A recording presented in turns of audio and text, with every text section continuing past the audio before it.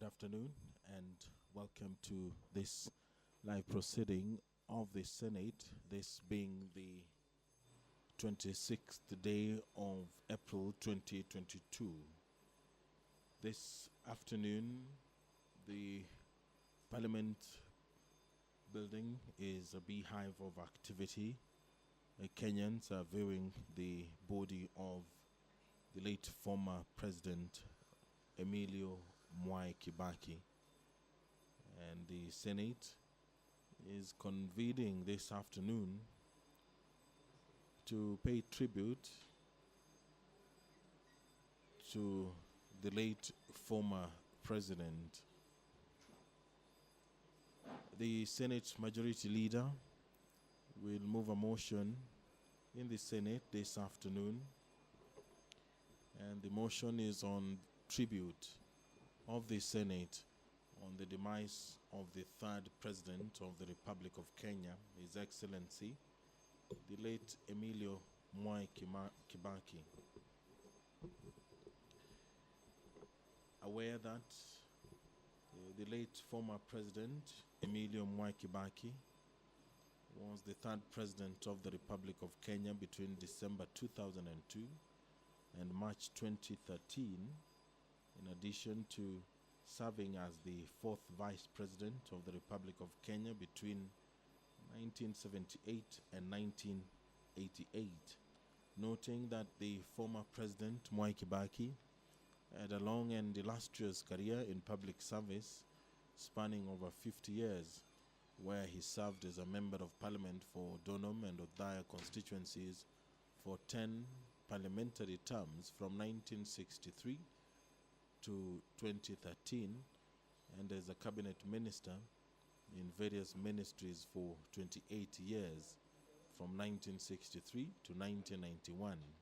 Appreciating the late President Mwai Kibaki's work in setting the foundation for Kenya's socio-economic turnaround and infrastructural development, liberalization of education, including introduction of the free primary education, enhancement of the Bill of Rights, liberalization of the media, including promotion of media freedom, championing of women's participation in politics and leadership, promoting environmental conservation, including sustainable management of water and natural resources, and deepening of telecommunication services, and overseeing the unprecedented growth in the banking sector, among other milestones.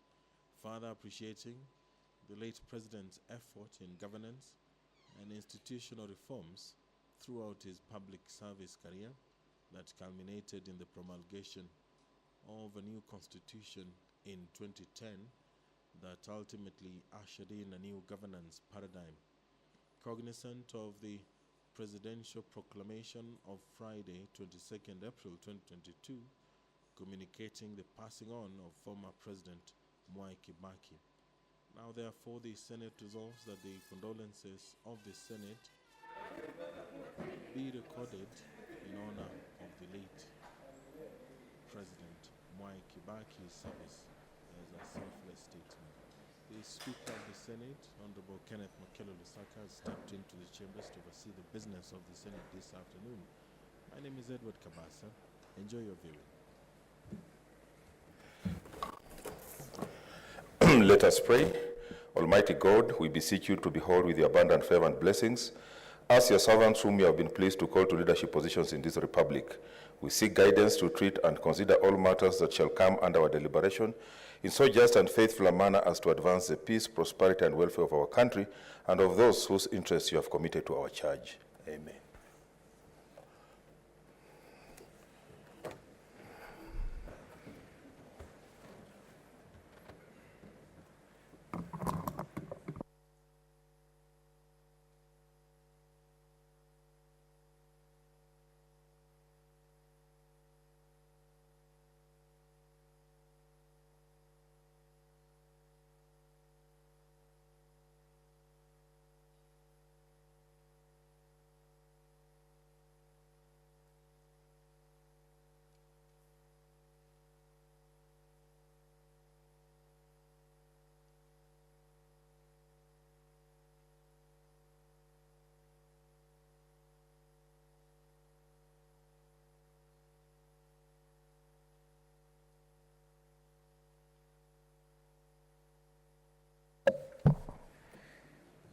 Order number 1, administration of oath.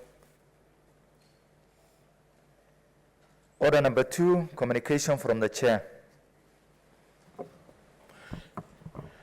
Honorable Senators, I take this opportunity to welcome you back from a recess period that has been packed with political events. In spite of this, I hope that you have had time to attend to your constituents and spend time with your families. Honorable Senators, Friday, the 22nd day of April 2022, will be remembered in the history of Kenya as one of its biggest moments when the country lost the third President of the Republic of Kenya, His Excellency Emilio Mwai Kibaki, CGH. He died at the age of 90.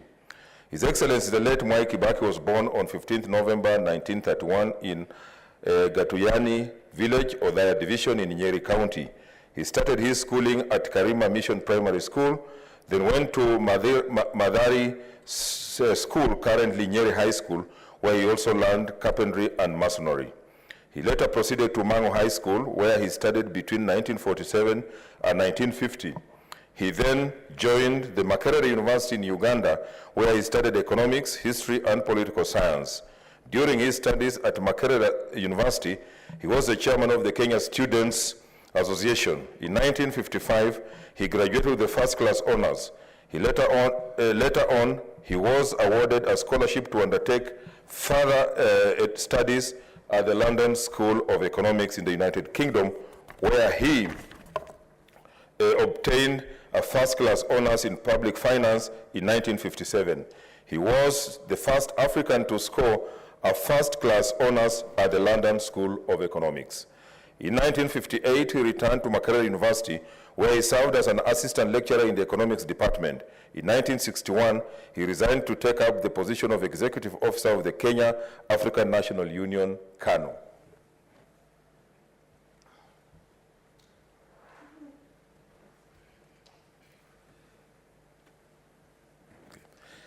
In 1961, the late Mwai Kibaki married the First Lady, Her Excellency the late Lucy Muthoni Kibaki, the daughter of a church minister, who was then a secondary school head teacher. He is survived by their 4 children, Judy Wanjiku, Jimmy Kibaki, David Kagai, and Tony Githinji. Honorable Senators, His Excellency, the late Mwai Kibaki, enjoyed a rich career in the public service. In 1963, when Kenya won its independence, he was elected Member of Parliament for Donholm constituency in Nairobi, subsequently called Bahati and now Makadara, where he served for 2 terms. In 1974 general elections, he moved his political base to his native Othaya constituency in Nyeri, which he represented uninterrupted until his retirement in 2013. He will be remembered in the annals of history as the longest-serving member of Parliament, having served 10 years consecutively parliamentary terms, thus totaling to 50 years in service.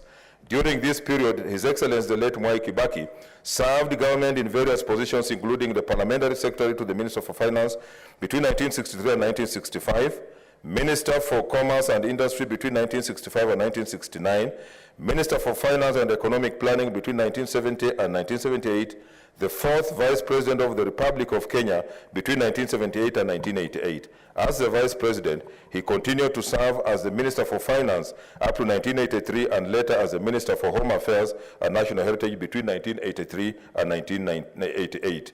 After the 1988 general elections, he was appointed as the Minister for Health until 1991, when he resigned from the ministerial position and from the then ruling party, KANU.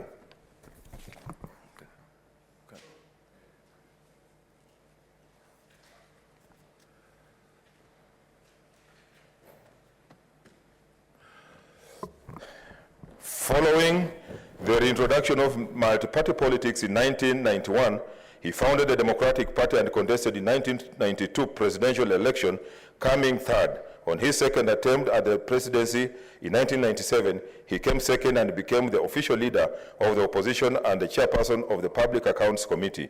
In the general elections of December 2002, he contested for president under the National Rainbow Coalition NAC ticket and was elected president on the Grand Coalition ticket at the age of 71.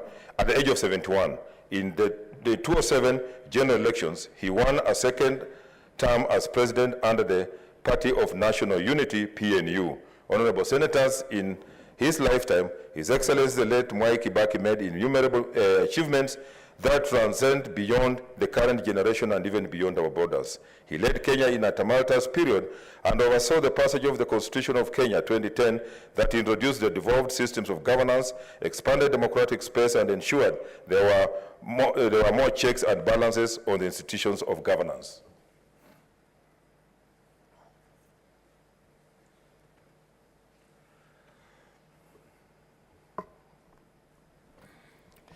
His dedication to economic transformation and regional integration will be remembered by many generations. During his first term as president, the country's GDP growth rate rose from 0.6% to 7% at the end of his first term. The former president laid the economic and infrastructure foundation for the country. Some of the emblematic developments were the construction of the 44.5-kilometer Thika superhighway that links Nairobi to Thika, the expansion of Jomo Kenyatta International Airport, and the rehabilitation of the Nairobi-Nakuru-Eldoret-Malaba Highway. He revived key economic institutions such as the Kenya Meat Commission and the Kenya Cooperative Creameries Mumias and sugar mills and Webuye Pan Paper, among many others. Honorable Senators, His Excellency the late Mwai Kibaki was a progressive leader who believed in gender equality and women's empowerment. You will recall that the political party that he founded, the Democratic Party, had the highest number of elected women members of parliament in the 7th parliament. Further, in his first cabinet of 2003, he appointed a number of women as ministers, among them Governor Charity Ngilu, Senator Beth Mugo, MP, Honorable Martha Karua, Honorable Professor Helen Sambili, and Honorable Dr. Lina Chebi Kilimo. Furthermore, during his tenure, he catalyzed the mainstreaming of gender equality in the public service, including the judiciary. His tenure was the genesis of more women joining the judiciary. Key amongst them, the current Chief Justice, Lady Justice Martha Koome, who joined the judiciary as a judge of the High Court from private practice in 2003. The late former president, in the quest to advance universal primary education, introduced a free primary school education, a move which was applauded worldwide, including by the United Nations. Millions of children have been beneficiaries of this program. The program is viewed as a step towards achieving universal basic education and as a contributor to economic growth and poverty reduction. Further, he liberalized education in the country, leading to the significant growth in the number of public and private universities.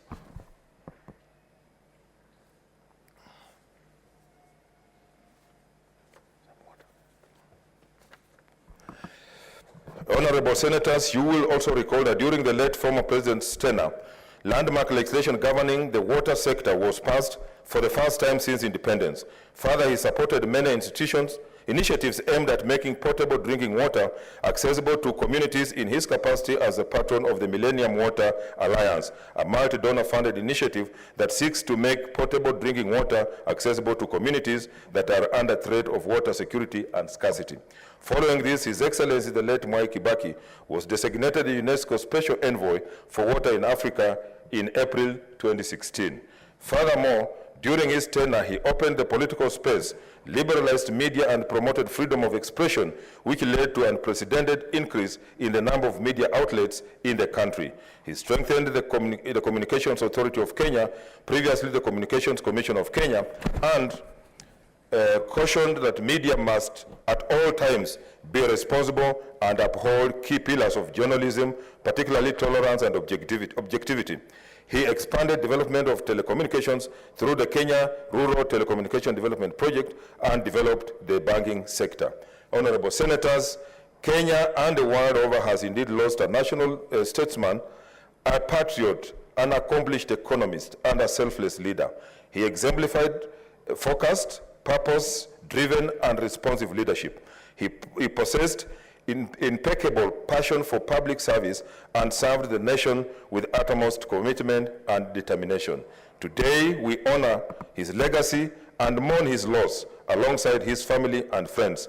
The people of Kenya, Africa, and the world in general, on behalf of the Senate of the Republic of Kenya, on my own behalf, and at this point I also want to point out that he appointed me twice first as the Secretary Provincial Administration in his office and as a full permanent secretary in the Ministry of Livestock Development, which a feat that I must always remember and it must be on record. So I convey our heartfelt condolences to his family and to the people of Kenya. Honorable Senators, following the demise of the former president, the Senate Business Committee held a meeting this morning and resolved to defer the regular business of the Senate in order to afford the Senate and indeed senators an opportunity to eulogize the departed president and condole with his family and the nation. Therefore, as you will observe in the supplementary order paper, the only business this afternoon will be the motion on the tribute of the Senate on the demise of the third President of the Republic of Kenya, His Excellency, the late Emilio Mwai Kibaki, CGH. In honor of His Excellency, the late Emilio Mwai Kibaki, CGH, I request that we all stand and observe a moment of silence. I thank you.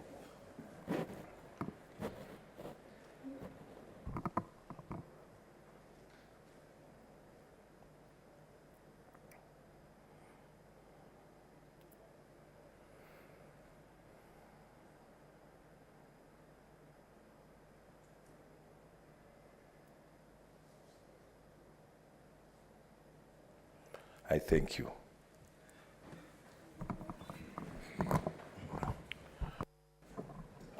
Like I've said in my communication, normally people would contribute to what I've said as the chair, but we have a substantive motion, so we will all contribute. There will be have a lot of time to contribute. So next order. Order number 3, messages. Order number 4, petitions. Order number 5, papers. Order number 6, notices of motion. Leader of majority.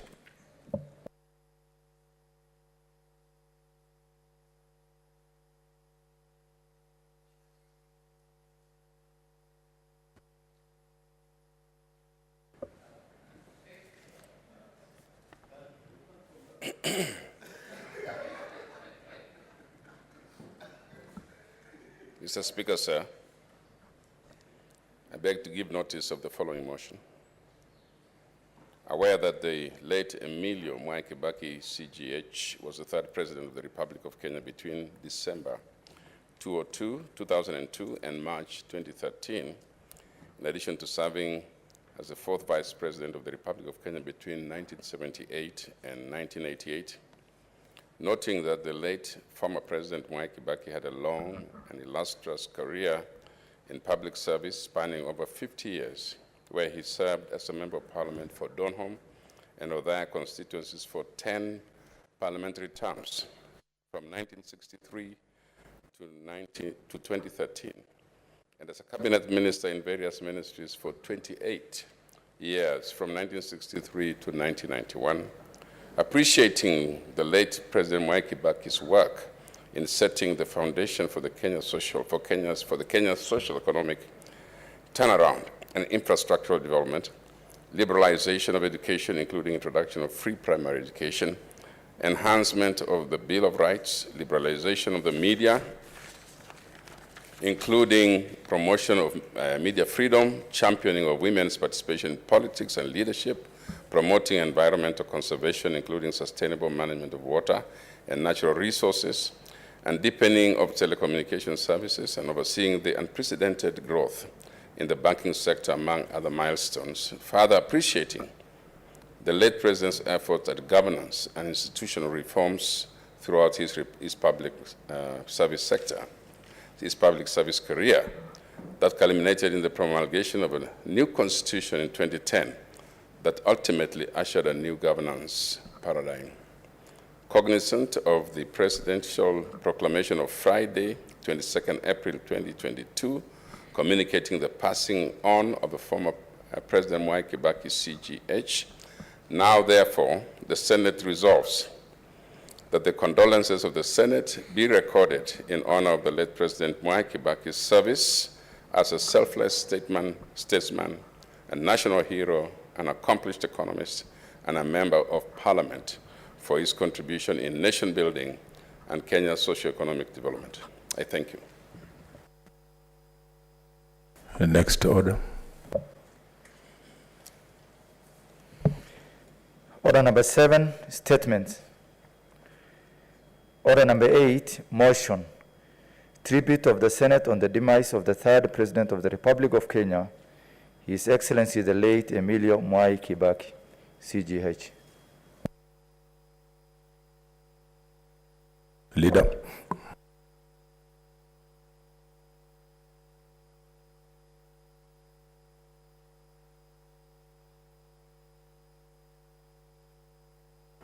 Mr. Speaker, sir, I beg to move that aware that the late Emilio Mwai Kibaki, CGH, was the third president of the Republic of Kenya between December 2002 and March 2013, in addition to serving as the fourth vice president of the Republic of Kenya between 1978 and 1988, noting that the late former President Mwai Kibaki had a long and illustrious career in public service spanning over 50 years, where he served as a member of parliament for Donholm and Othaya constituencies for 10 parliamentary terms from 1963 to 2013, and as a cabinet minister in various ministries for 28 years from 1963 to 1991.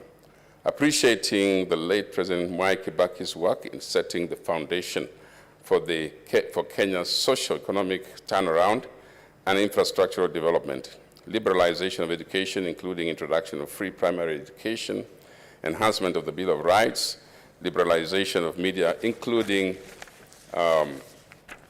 promotion of media freedom, championing of women's participation in politics and leadership, promoting environmental conservation, including sustainable management of water and natural resources, and deepening of the telecommunication services, overseeing the unprecedented growth in the banking sector, among other milestones. Further appreciating the late President's efforts at governance and institutional reforms throughout his public service career that culminated in the promulgation of a new constitution in 2010 that ultimately ushered a new governance paradigm. Cognizant of the presidential proclamation of Friday, the 22nd April 2022, communicating the passing on of former President Mwai Kibaki, CGH. Now, therefore, the Senate resolves that the condolences of the Senate be recorded in honor of the late President Mwai Kibaki's service as a selfless statesman, a national hero, an accomplished economist, and a member of parliament for his contribution in nation building and Kenya's socio-economic development. Mr. Speaker, it is indeed a moment, a somber moment for us all, especially, Mr. Speaker, for those of us who worked with and personally knew the President, and so I happen to be one of them.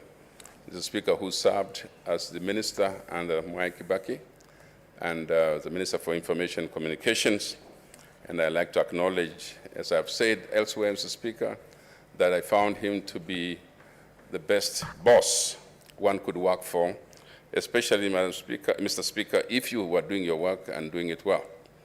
And I thought, Mr. Speaker, that I would begin by that declaration of interest. Mr. Speaker, we are all aware that the most that we can think about Mwai Kibaki is probably his economic contribution to our economy in terms of the period when he took over as president.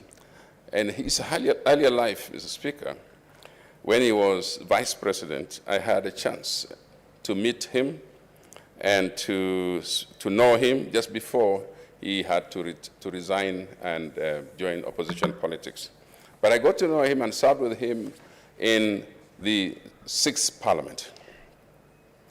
Mr. Speaker, that was the shortest of my terms of Parliament. And President Mwai Kibaki, then Vice President and member of Parliament for Othaya, was very friendly person when the rest were quite hostile in the party. And Mr. Speaker, I got to know him in the year 2003 when he was president for his second term. For his first term, Mr. Speaker, I served with him again as a member of parliament for Othaya and the president of Kenya. And I was then member of parliament for Kachaliba. Mr. Speaker, it was not easy during that time because that was a time when KANU went to the opposition. Therefore, we then, Mr. Speaker, I had a personal connection then with the president, even though I was in the opposition. And Mr. Speaker, my tribute to Mwai Kibaki, the late Mwai Kibaki, will mostly center around the time when he became president in the second term of his presidency. That was the most difficult moment for anybody to be president, Speaker. This is a time when we had a post-election violence. And I was appointed at that time Speaker to take care of a very difficult docket. A difficult docket in the sense that I had to be there to receive information about what was going on in the country, which was burning at the time. Mr. Speaker, I had joined the government ranks, and the rest of Rift Valley had been in the opposition ranks. And Mr. Speaker, it was difficult for me personally because I was a minister and had to be many times difficult for me to travel through Rift Valley, my own province. And this is thanks to my being that time the chairman of Senator Mutua, Senator Wambua's party right now. And Speaker, that is how I ended up being in the cabinet. I was extremely grateful to have worked with the party leader, Stephen Kalonzo Musyoka, who happened to be a good friend. And during that time, most of Rift Valley was opposed to anyone being in government at the time. And just being courageous, many times I would drive through Eldoret, drive through very hostile territory to get home. But Mr. Speaker, when all was said and done, and President Mwai Kibaki handled the matter in his own style, in a style where he only was able to do it without emotions, without having to chest thumb or be controversial, antagonistic. Speaker, if those of us who remember that time, when he formed his government, he formed half of the government, and he left the other half unfilled, as if he knew exactly that it was going to come, a moment was going to come, when he would need to bring the country together. That is the gentleman we're talking about, that lies in state today in the House, in this Parliament. Speaker, a lot can be said around that period, but when the Government of National Unity was formed, it's sometimes baptized in Swahili as Nusumkate. The Speaker, that cooled the temperatures. It's more akin to the handshake of today.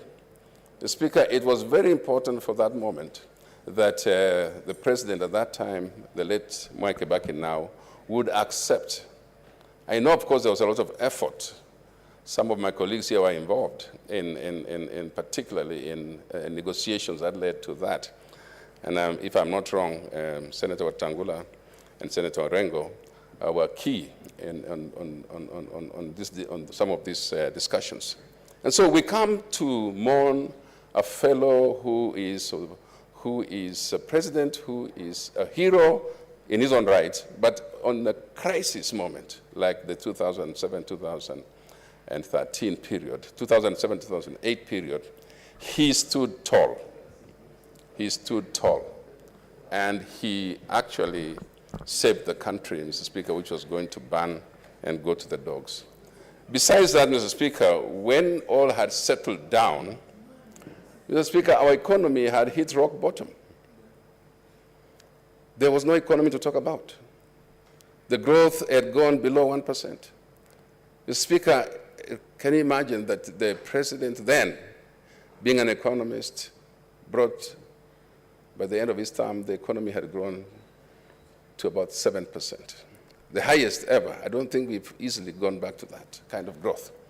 But Mr. Speaker, I'm just saying this to set the stage, that in about a year, we've had to do this for a former president, former President Moi, and now former President Kibaki. And I want us to understand, Mr. Speaker, that the Parliament plays a very key role in this particular process. And it's because we have made our traditions in such that the Parliament is a place for the former president, a retired president or a late president to lie in state. And now even the citizens have a chance to come and see their president and pay their tribute. Mr. Speaker, this is a tradition which, of course, we must have picked from somewhere, but it's a tradition that has been maintained. This is the third time we are doing it as a country. The first time being when the first president of the Republic of Kenya passed on. The second time, of course, was a year ago, more than a year, no, just about a year ago. And now, Mr. Speaker, and I'd like for members, as we pay tribute, that we personally come here to the House and pay your tribute to the departed president. And that's why I think the House Business Committee, Speaker, decided today that instead of doing the hybrid and people trying to pay tribute over Zoom, no, I think it's important for those who seriously wants to come here to come personally and pay their tribute. That is the decision of the Senate Business Committee. Mr. Speaker, I'd like to ask colleagues that we have 2 days or 3 days, two days to do this. And so those who are not able to come in today can come in tomorrow and continue with their tributes. We have until the body of His Excellency is removed from this premises, we'll continue to speak and pay our tribute to him. Allow me, Mr. Speaker, to quote William Shakespeare in his play Julius Caesar, who said his life was gentle, the elements so mixed in him that nature might stand up and say to all the world, this was a man. He was indeed a man of the people.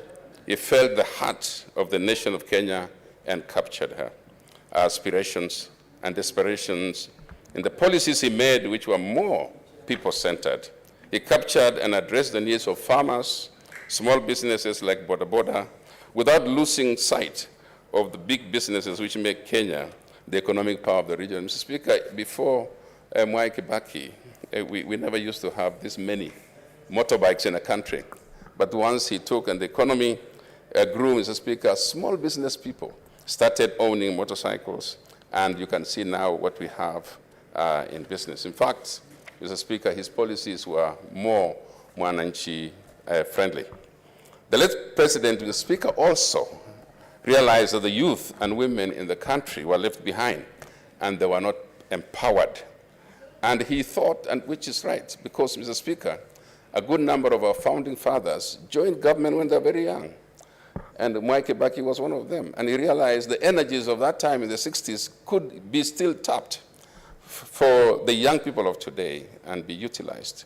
The Speaker, the energies of the young people were then utilized. He appointed a number of them. He founded the Youth Fund and the Council, and eventually, the Speaker appointed young people to cabinet. And the women, Speaker, we know already, as you have said in your statement, Speaker, he appointed women to his first cabinet and also to his second cabinet. The late Mwai Kibaki is proof, or living proof, of how a fine person can work and be. He was a good boss to the people in his charge, including myself, as I have said, a loving husband to his family, to his wife, and a devoted father to his children. The character of the life he lived might be summed up in a few words. He was sincere, he was honest, and he was loyal. The Speaker, he was so loyal, he served President Moi until the only thing that made them part ways was the fight now for democratic space, which he, I think as a last minute, he decided he was not going to stay forever in this government. So he moved on to the opposition. The late president, I remember, was a happy man, one who not only was cheerful of himself, but who gave much cheer and cheerfulness to others. He had a sense of humor and a gentle demeanor. He was bright, the Speaker, logical. He was systematic in his thinking. He was always willing to share his ideas and opinions on matters that were important to the nation. He was passionately interested in ordinary people's lives. And he would ask, when you met him, about the people in your constituency. And he'll always advise us in his cabinet individually, Mr. Speaker, and especially when there were things which were not going well, he would be interested in your affairs as a cabinet minister. In his career as a politician, he worked with passion, integrity, and zeal. As president of the nation, he led this country in such a way that he exemplified true leadership, Mr. Speaker. He gave all his energy. Mr. Speaker, you can speak of somebody who gives the energy, the whole of his energy, because when he first became president, Speaker, he was in a wheelchair. And he gave all that energy to serving the nation. He was always in his office, and he conducted his business even then. Mr. Speaker, many things can be said. A good number of us will be able to speak on and on about this President Kibaki. And now, Mr. Speaker, as I finish, let me just say in conclusion that as the Senate now resolves that the condolences of the Senate be recorded in honor of the President, the departed President, President Mwai Kibaki, as a selfless statesman, a national hero, an accomplished economist, and a member of Parliament for his contribution in nation building and Kenya's economic development, I urge members to be able to take this opportunity, Mr. Speaker, to offer the condolences not just from ourselves, but, Mr. Speaker, from our constituents, our counties, and now on behalf of the people of West Pokot whom I represent, I want to give my condolences to the family and pray that God will rest his soul in eternal peace. Thank you, Mr. Speaker. And now move and ask Senator James Orengo, Minority Leader, to second. Thank you very much.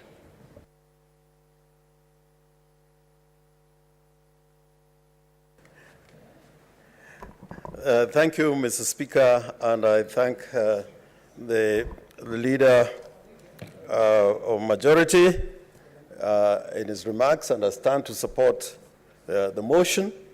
And Mr. Speaker, if there was a summary of the person of the departed President Mwai Kibaki, what he was and what he did, I think your speech contains, Mr. Speaker, quite a lot of things that we need to know about this great man.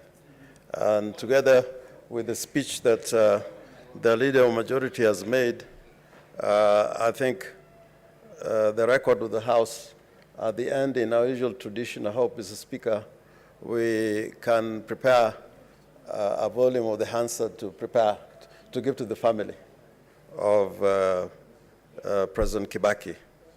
Mr. Speaker, as I said at the beginning, you have covered quite a bit about what Kibaki was and what he did. The leader majority has done the same. Talking about infrastructure, we know what Kibaki did in the improvement of infrastructure in this country, including some of the ongoing projects. We know what he did in the area of universal free primary education. It was something unattainable, but he did it. And he did it in such a way that for the first time, Kenyans realized that actually even in at the primary school level, government could be involved in building infrastructure for schools. I think a lot of schools over his time and period began to see changes in the infrastructure of schools and in the field of education generally. Mr. Speaker, also in the area of health, again, quite phenomenal developments during the tenure of President Kibaki. The other thing that I appreciated about him, and showing that government does not always to use the coercive instruments of state to make citizens do what they are, or carry out their obligations, was in the area of revenue collection. You remember President Kibaki pleading to Kenyans to pay tax and voluntarily. And I think there's a lesson to be learned by the Kenya Revenue Authority, that using the coercive arms of the state normally probably is not the best way for the tax collector. Now, but Mr. Speaker, I want to talk about Kibaki, really the man, in politics. And begin by saying, if there was ever a politician that loved Parliament, it was Mwai Kibaki. Mwai Kibaki enjoyed this institution. And you needed to be in the House when President Kibaki was addressing Parliament. Unfortunately, these days, Mr. Speaker, we don't have anybody in the gallery.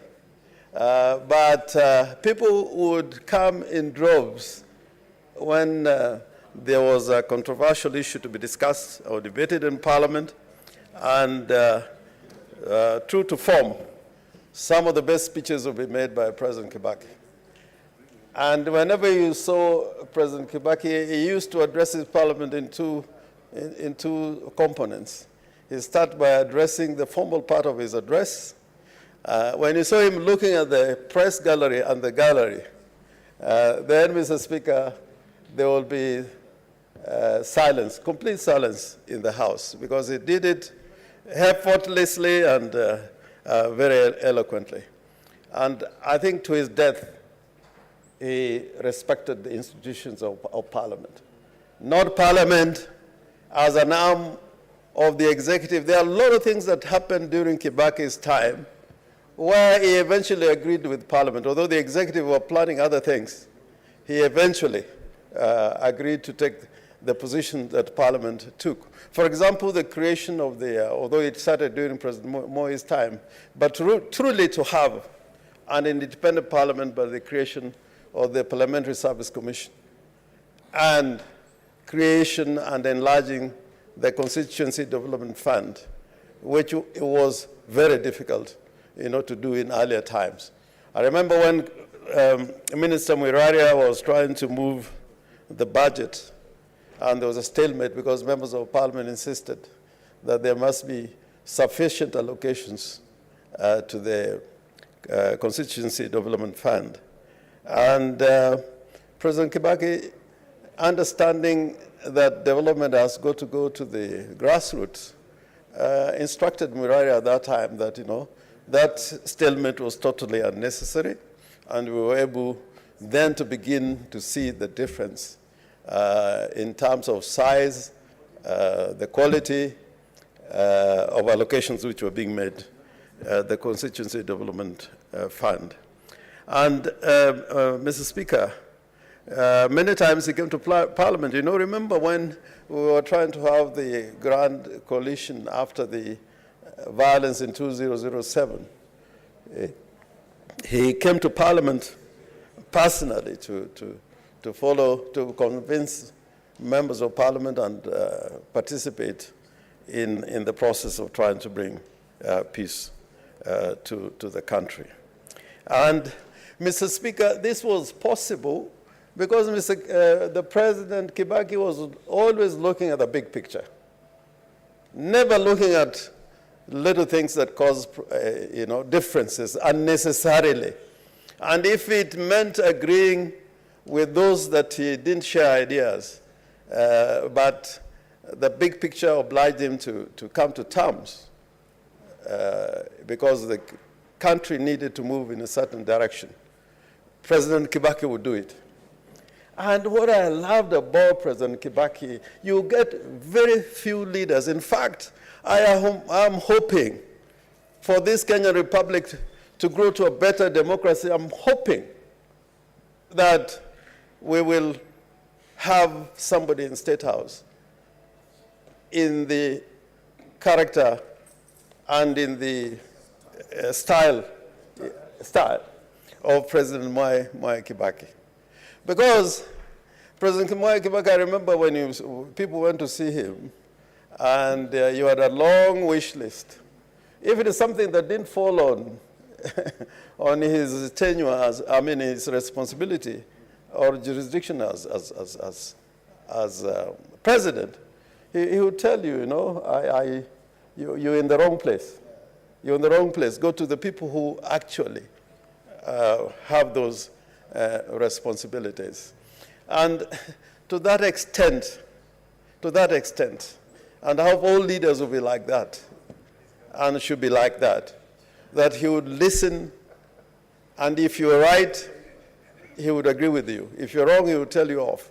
The difference between that leadership and why it worked, that President Kibaki was prepared to listen to the other side, to listen to contrary opinion.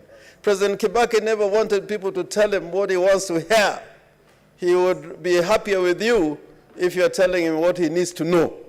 And if you want to tell him what he wants to hear, very quickly he'll tell you, wacha fitina, wacha kizungu hiyo, sema huko nje. And that is the problem with Africa. That's the problem with the third world, that we have leaders who never want to listen, who never want to entertain the contrary opinion. That's why democracy can never thrive in Africa and in the third world, because we all want yes men. We all want yes men. And the greatness of President Kibaki was that, even when he was government, he would associate himself with those in opposition. I remember when we were the seven-bearded sisters, and we were not well regarded in Parliament, President Kibaki took upon himself to visit our constituencies. He went to Abuya's constituency. He went to Shibule Wasoma's constituency. In fact, I was to be the last person. The day he was to come to my constituency, President Moi said, "What is this political tourism in which the vice president is engaged in?" I'd built a little house, because I didn't have a house at that time, hoping that President Kibaki would come to my home. But that was not to be. But he valued that friendship, because subsequently he came to Ugenya, and he came to my village. And as president, he also came to Ugenya when I was a member for Ugenya constituency. And in this true spirit, when I remember, Mr. Speaker, when there was a lot of criticism against Kenya about extrajudicial killing, and there was the meeting of the International Human Rights Commission in Geneva, and a delegation was going to go to Geneva to defend our position. And we were called to State House as ministers in his government. I remember the Prime Minister Raila Amolo Odinga was there, Minister Saitoti was there, Minister Martha Karua was there, Mr. Wako, I think, was there as Attorney General, and civil servants were there. And we demanded that the civil servants walk out of the room, that we wanted now to talk as politicians, to talk about Kenya and these adverse reports that were being made about Kenya. There was a chopper waiting outside State House. He was supposed to go to a formal function at Gilgil. And President Kibaki, just ordered, those top civil servants, including the Director of Intelligence, out so that we can have a discussion. And instead of sending the minister in charge at that time, he decided that we go as a delegation and accept the criticism that had been leveled against Kenya. And we went to Geneva to defend ourselves. I think Mutula Senior was also there. And you know, to have people like Mutula Kilonzo Senior on your side of cabinet was something quite good, because you know he was very frank, even though he belonged to the other side. And I think Moses would support me in this, because Moses was also quite like Mutula Kilonzo Senior. And when we went to Geneva, and you know, Miguna was also part of the delegation. And you can imagine the discussions we were having in Geneva after the president had allowed us to go. But what I'm trying to say, he allowed us, even though, and because we differed with the position that the civil servants were taking on the question of extrajudicial killing. And when we convinced him, he agreed that we got to go to Geneva and tell the world the truth and what Kenya was going to do about it. Now, one of the things that I must say that happened to President Kibaki, which probably President Uhuru doesn't have, is that his first vice president, who was a brilliant Kenyan, the late Omalo Kijana, gave him a supportive role. He didn't call the president names out there, but he offered the president a supportive role at a time when he had suffered injury and was indisposed. And then subsequently, after the death of Omalo Kijana, it was followed by Awori, Uncle Moody, who was equally, gave him a supportive role. And he was not by any means a sycophant in that cabinet. And then you had Vice President Stephen Kalonzo Musyoka, who had stood actually against Kibaki. He had stood against Kibaki, but he gave a supportive role. That's why Kibaki was able to achieve a lot of these good things. And when Raila and his team joined, and Raila as Prime Minister, and we were two parties, one which initially was in the opposition, we were two parties in government. But I can tell you where Kibaki lies. He will tell you that when they were working with Raila Amolo Odinga, we had a lot of differences, even in cabinet. But as a government, he had a supportive role. And that's why I think in those 10 years, he was able to make those achievements. And that's what vice president normally should do. And vice presidents who do that tend to make it. Biden made it. Kijana Omala nearly made it. Moi made it. And Kibaki made it, because Kibaki also gave Moi, under very difficult circumstances, also made it. And part of the problem of the Jubilee government was dysfunction. And I'm glad that Kibaki did not suffer from that dysfunction during his tenure. And I'm hoping that those who are not quite in Jubilee, but are in Jubilee, these 3 months you can correct your ways just to to make President Uhuru achieve at least something, including my learned friend, Mr. Moses Wetangula. just those three months to enable, at least President Uhuru finish his tenure. And you have seen since the handshake, and my learned friend Moses Wetangula was really part of the handshake. It's only when people are thinking about power and the positions that people go their separate ways. But I'm sure in his mind and commitment, there's a lot that could have been done during this presidency, absent the dysfunction in government. Not everybody can be perfect. Even Churchill was not perfect. He lost an election. But they say he probably was the greatest Englishman that ever lived. In the first days, he could never be elected. He served in the opposition. He was a party hopper. And yet came out to be one of the greatest prime ministers in British history. And he had many faults. And even after winning a war, he was defeated in an election. So President Kibaki was not necessarily perfect.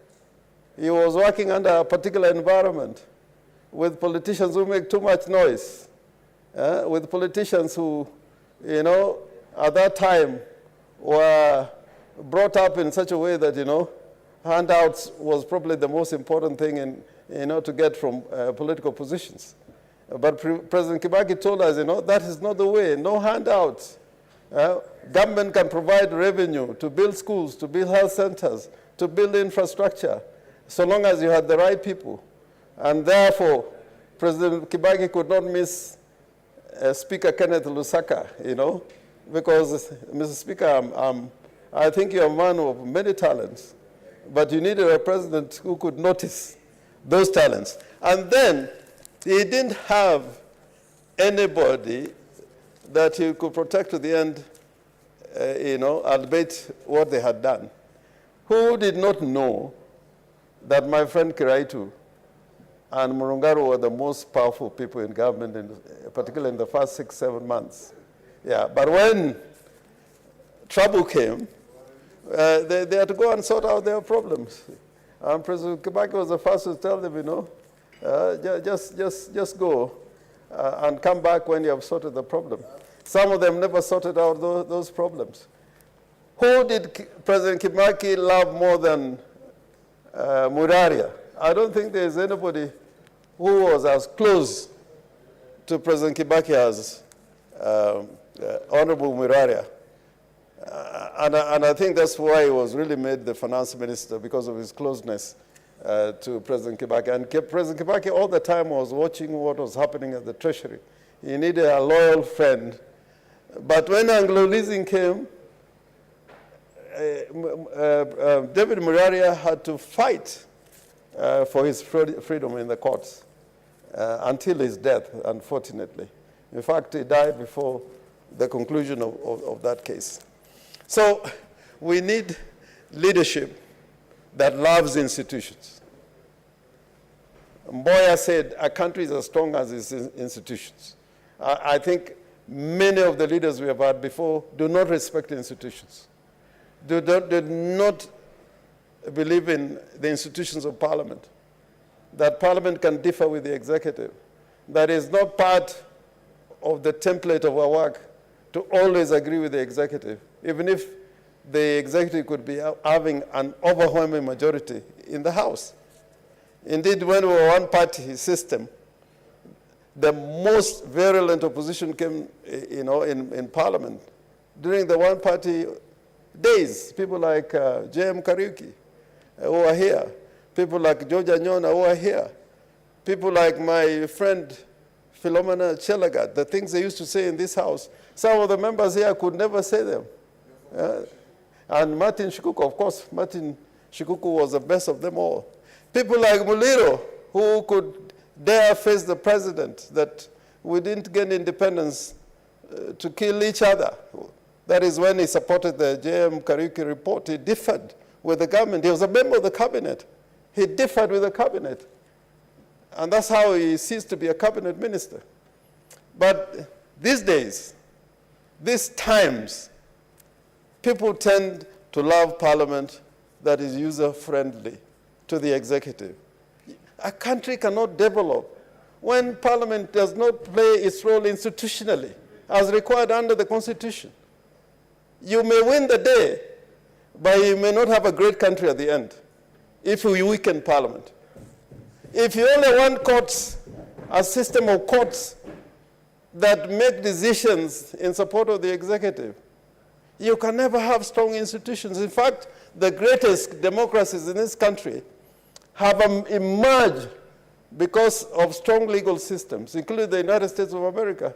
Some of the most important decisions that we quote in our courts were delivered in the very early days during the presidency of Jefferson. I can see my learned friend from Nyamira smiling.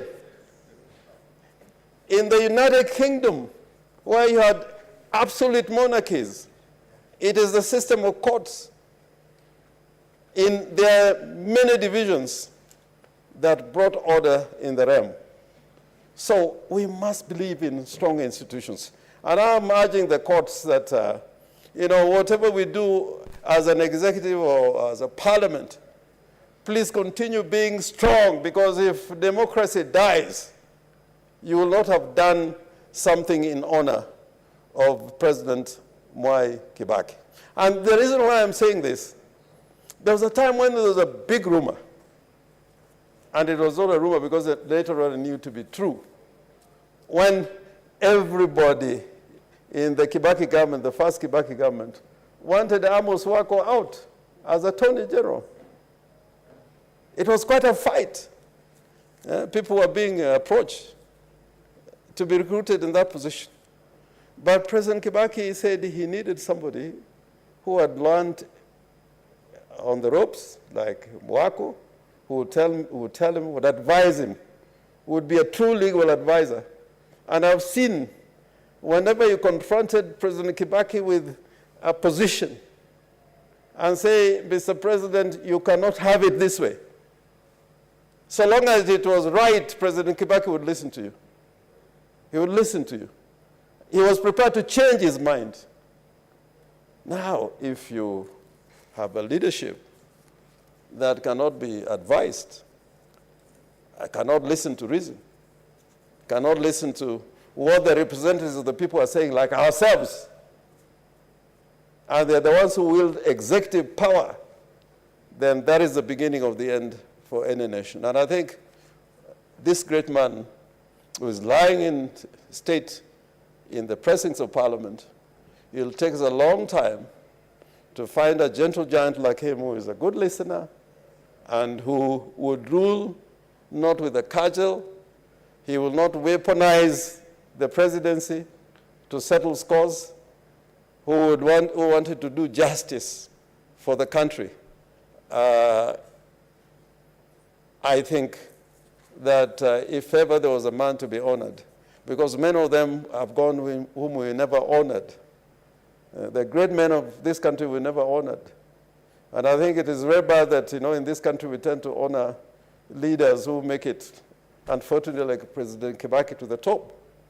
But we have got many great leaders who suffered for this country. People like J.M. Kariuki, we remember them when it is necessary in an occasion, or we want to politicize, his life for our own good. We got the families of people like Anyona who really suffered.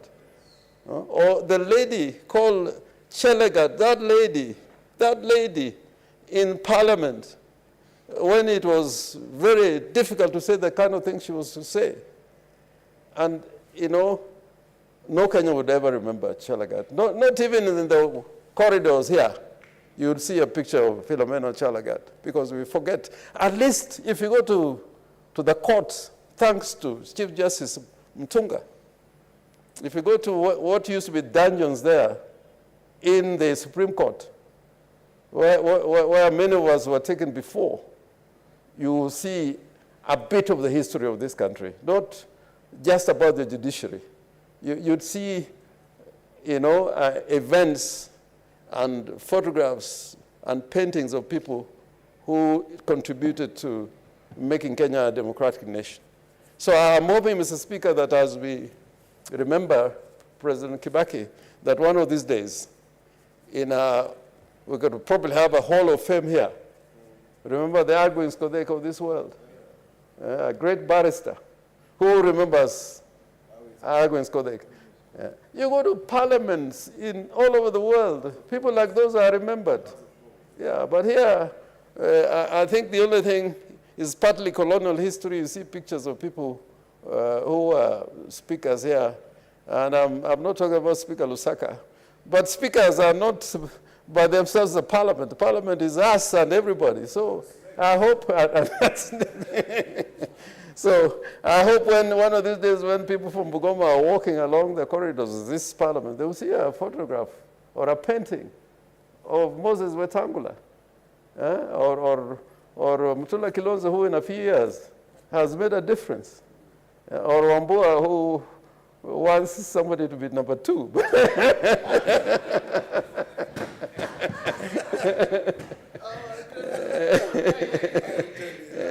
Yeah, which level? Let me say something about it, because President Kibaki was also number 2. Yeah. Let me say something about this thing. At the end of the day, the exercise of presidential powers rests on the president. President. To treat the presidency as an arranged marriage, I think is wrong. And arranged marriages never really work. Never really work. Don't force yourself into a marriage. Never force yourself into a marriage. You'll be like being forced into a marriage like Marie Antoinette.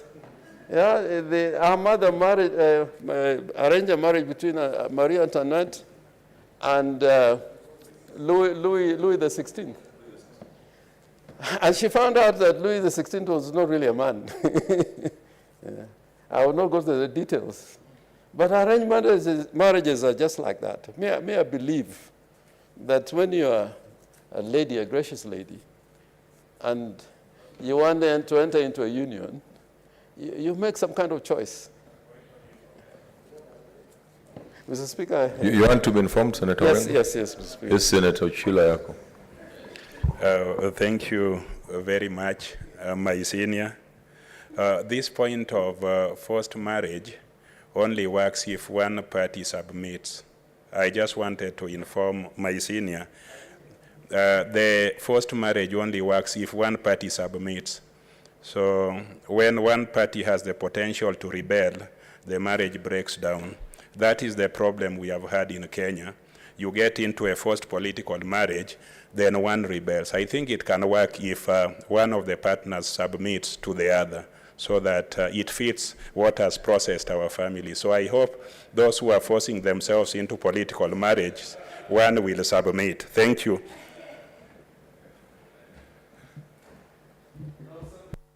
Visions, but sometimes it's not enough. It's performance. I'm just taking a little bite on this ongoing debate that whoever is involved in that process, let ultimately, because I can tell you, Mr. Speaker, let me predict something. The next president is going to secure a 5-year term, depending on what he does in the first 1 year. And in the first and in the next 1.5 years, he can secure his second term. But if you have a relationship where there's dysfunction, that president falls the moment you're sworn in. And Kenyans don't have space for that. People are actually suffering in this country. When I walk out there, I mean, they're suffering out there. Kenya, not out of our fault of the government or anybody, with the COVID pandemic and now with Ukraine, there are a lot of problems out there.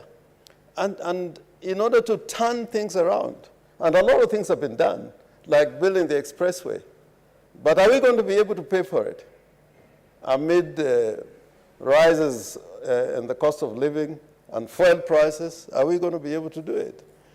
And therefore, the next president, and I know who that person is going to be, and I can see him already smiling because he knows what I know, and he knows what I know is true, that from that very first month, like Kibaki, the very first month when the NAC government came to power, the very first month, and my friend Moses Wetangula was there, the very first 1 month, things were happening. And the public was having confidence. Kenyans were the happiest people under the sun. Because government was performing from the very first day of its taking authority in the land. And therefore, I hope that President Kibaki leaves us with a sense of goodwill in the nation. We have peaceful elections, and that we learn from his very rich legacy what we can do to turn this country around. And that's not to say, Mr. Speaker, that he didn't have his faults. I, as a person, I had many differences with President Kibaki when we were sitting on the opposite side of the House. But he enjoyed a good debate. And the other good thing about him, he always stayed behind in the House here. You would spend hours until midnight. He had a famous tree there, which some of you know what happens under that tree. Yeah, but he would listen. He would be having camaraderie with members. And after a debate where you are having political differences, you are arguing against each other, then you go for a cup of tea or a glass of something, and then you continue the debate and come into a semblance of understanding. Let me finish my speech by saying my just two experiences with President Kibaki. One, whenever I used to talk to Kibaki about Arguins Kodhek, he could spend an hour talking about Kodhek. I think that's the politician he admired most. And if you go to the Hansard, you'd realize why. Because Kodhek liked humor, he liked wit, he was good on his feet, just like Kibaki. I remember one of the cases that Arguins Kodhek did when he was defending. Those days, people would be arrested for loitering with intent. And Arguins' defense in court is that, if you are a normal human being, you cannot loiter without intent. Most of the time when you're walking, you must have some intentions of going somewhere. And Kibaki would repeat that one. But the other thing that I want to say that I remember him for was when we were having a final meeting at Harambee House in the presence of President Kikwete, Mkapa, and Kofi Annan. And he was there alone sitting with His Excellency Raila Amolo Odinga, discussing the trouble that had come out after the 2007 elections. And the only person who was called to that room was Wako, as Attorney General. And Raila Amolo Odinga insisted that he needed his lawyer to be in that room. I was privileged to be in that room. And many questions were thrown around in that room, arguments. And when we reached some understanding, when it was suggested, and of course outside the president's office, everybody who was in government was standing outside, knocking the door, wanting to come in. And Kibaki would keep on saying, no, don't allow them. They are what a letter to fitina, he would say in Kiswahili. So at the end of the day, when an agreement was reached, I was dispatched with Wako to go to Serena and do a draft, which was signed that very day. Now, I can imagine that if we had all receded to our teams, the Grand Coalition government would not have been formed. But President Kibaki has a sense of saying, wachana na watu ambao wako nje. And that goes for somebody who was seeing a bigger picture and what needed to be done at that moment. I mourn President Kibaki. I mourn with other Kenyans that President Kibaki goes down in history as one of the greatest parliamentarians, one of the greatest debaters, one of the best presidents. and one of the best academic scholar that this country has ever produced. I thank you, Mr. Speaker.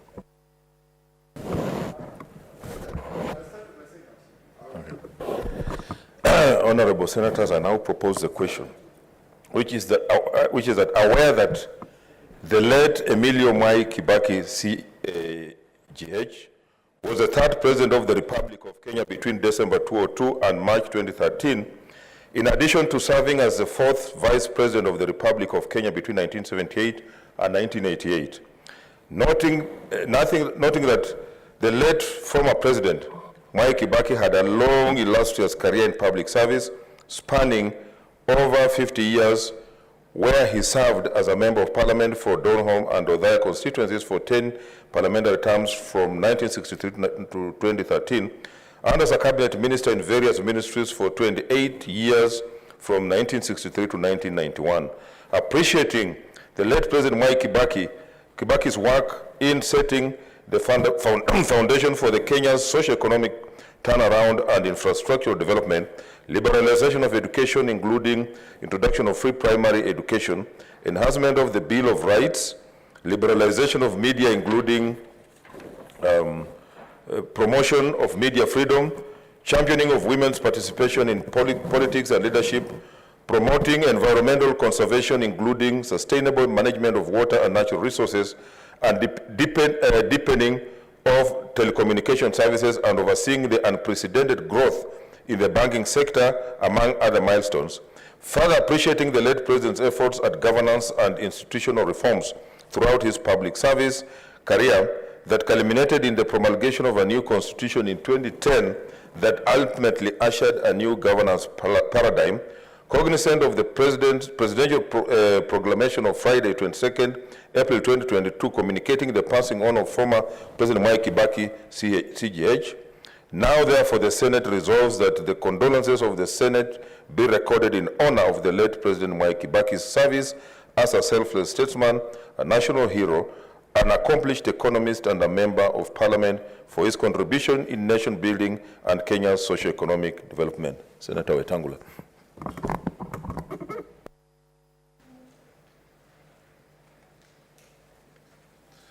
Thank you, Mr. Speaker, for an opportunity to eulogize Kenya's best president ever. Mr. Speaker, Shakespeare said, "Some men are born great, other men acquire greatness, and yet others have greatness thrust upon them." Mwai Kibaki was not born great. He acquired greatness through sheer hard work, through a commitment to patriotism for his country. Mr. Speaker, we can say and identify those upon whom greatness has been thrust and how they are unable to carry the weight of greatness. President Mwai Kibaki, Mr. Speaker, at the time he left the presidency and the leadership of this country, was the longest-serving member of parliament in the Commonwealth, having served his motherland for 50 illustrious years as a member of parliament. None of us will reach there. When I first came to parliament, Mr. Speaker, my role models in debate on the floor of the House included Mwai Kibaki, Wamalwa Kijana, Martin Shikuku, James Orengo, George Anyona, and many others. And of course, you can't leave out Kennedy Kiliku in Kiswahili and Professor Rashid Mzee.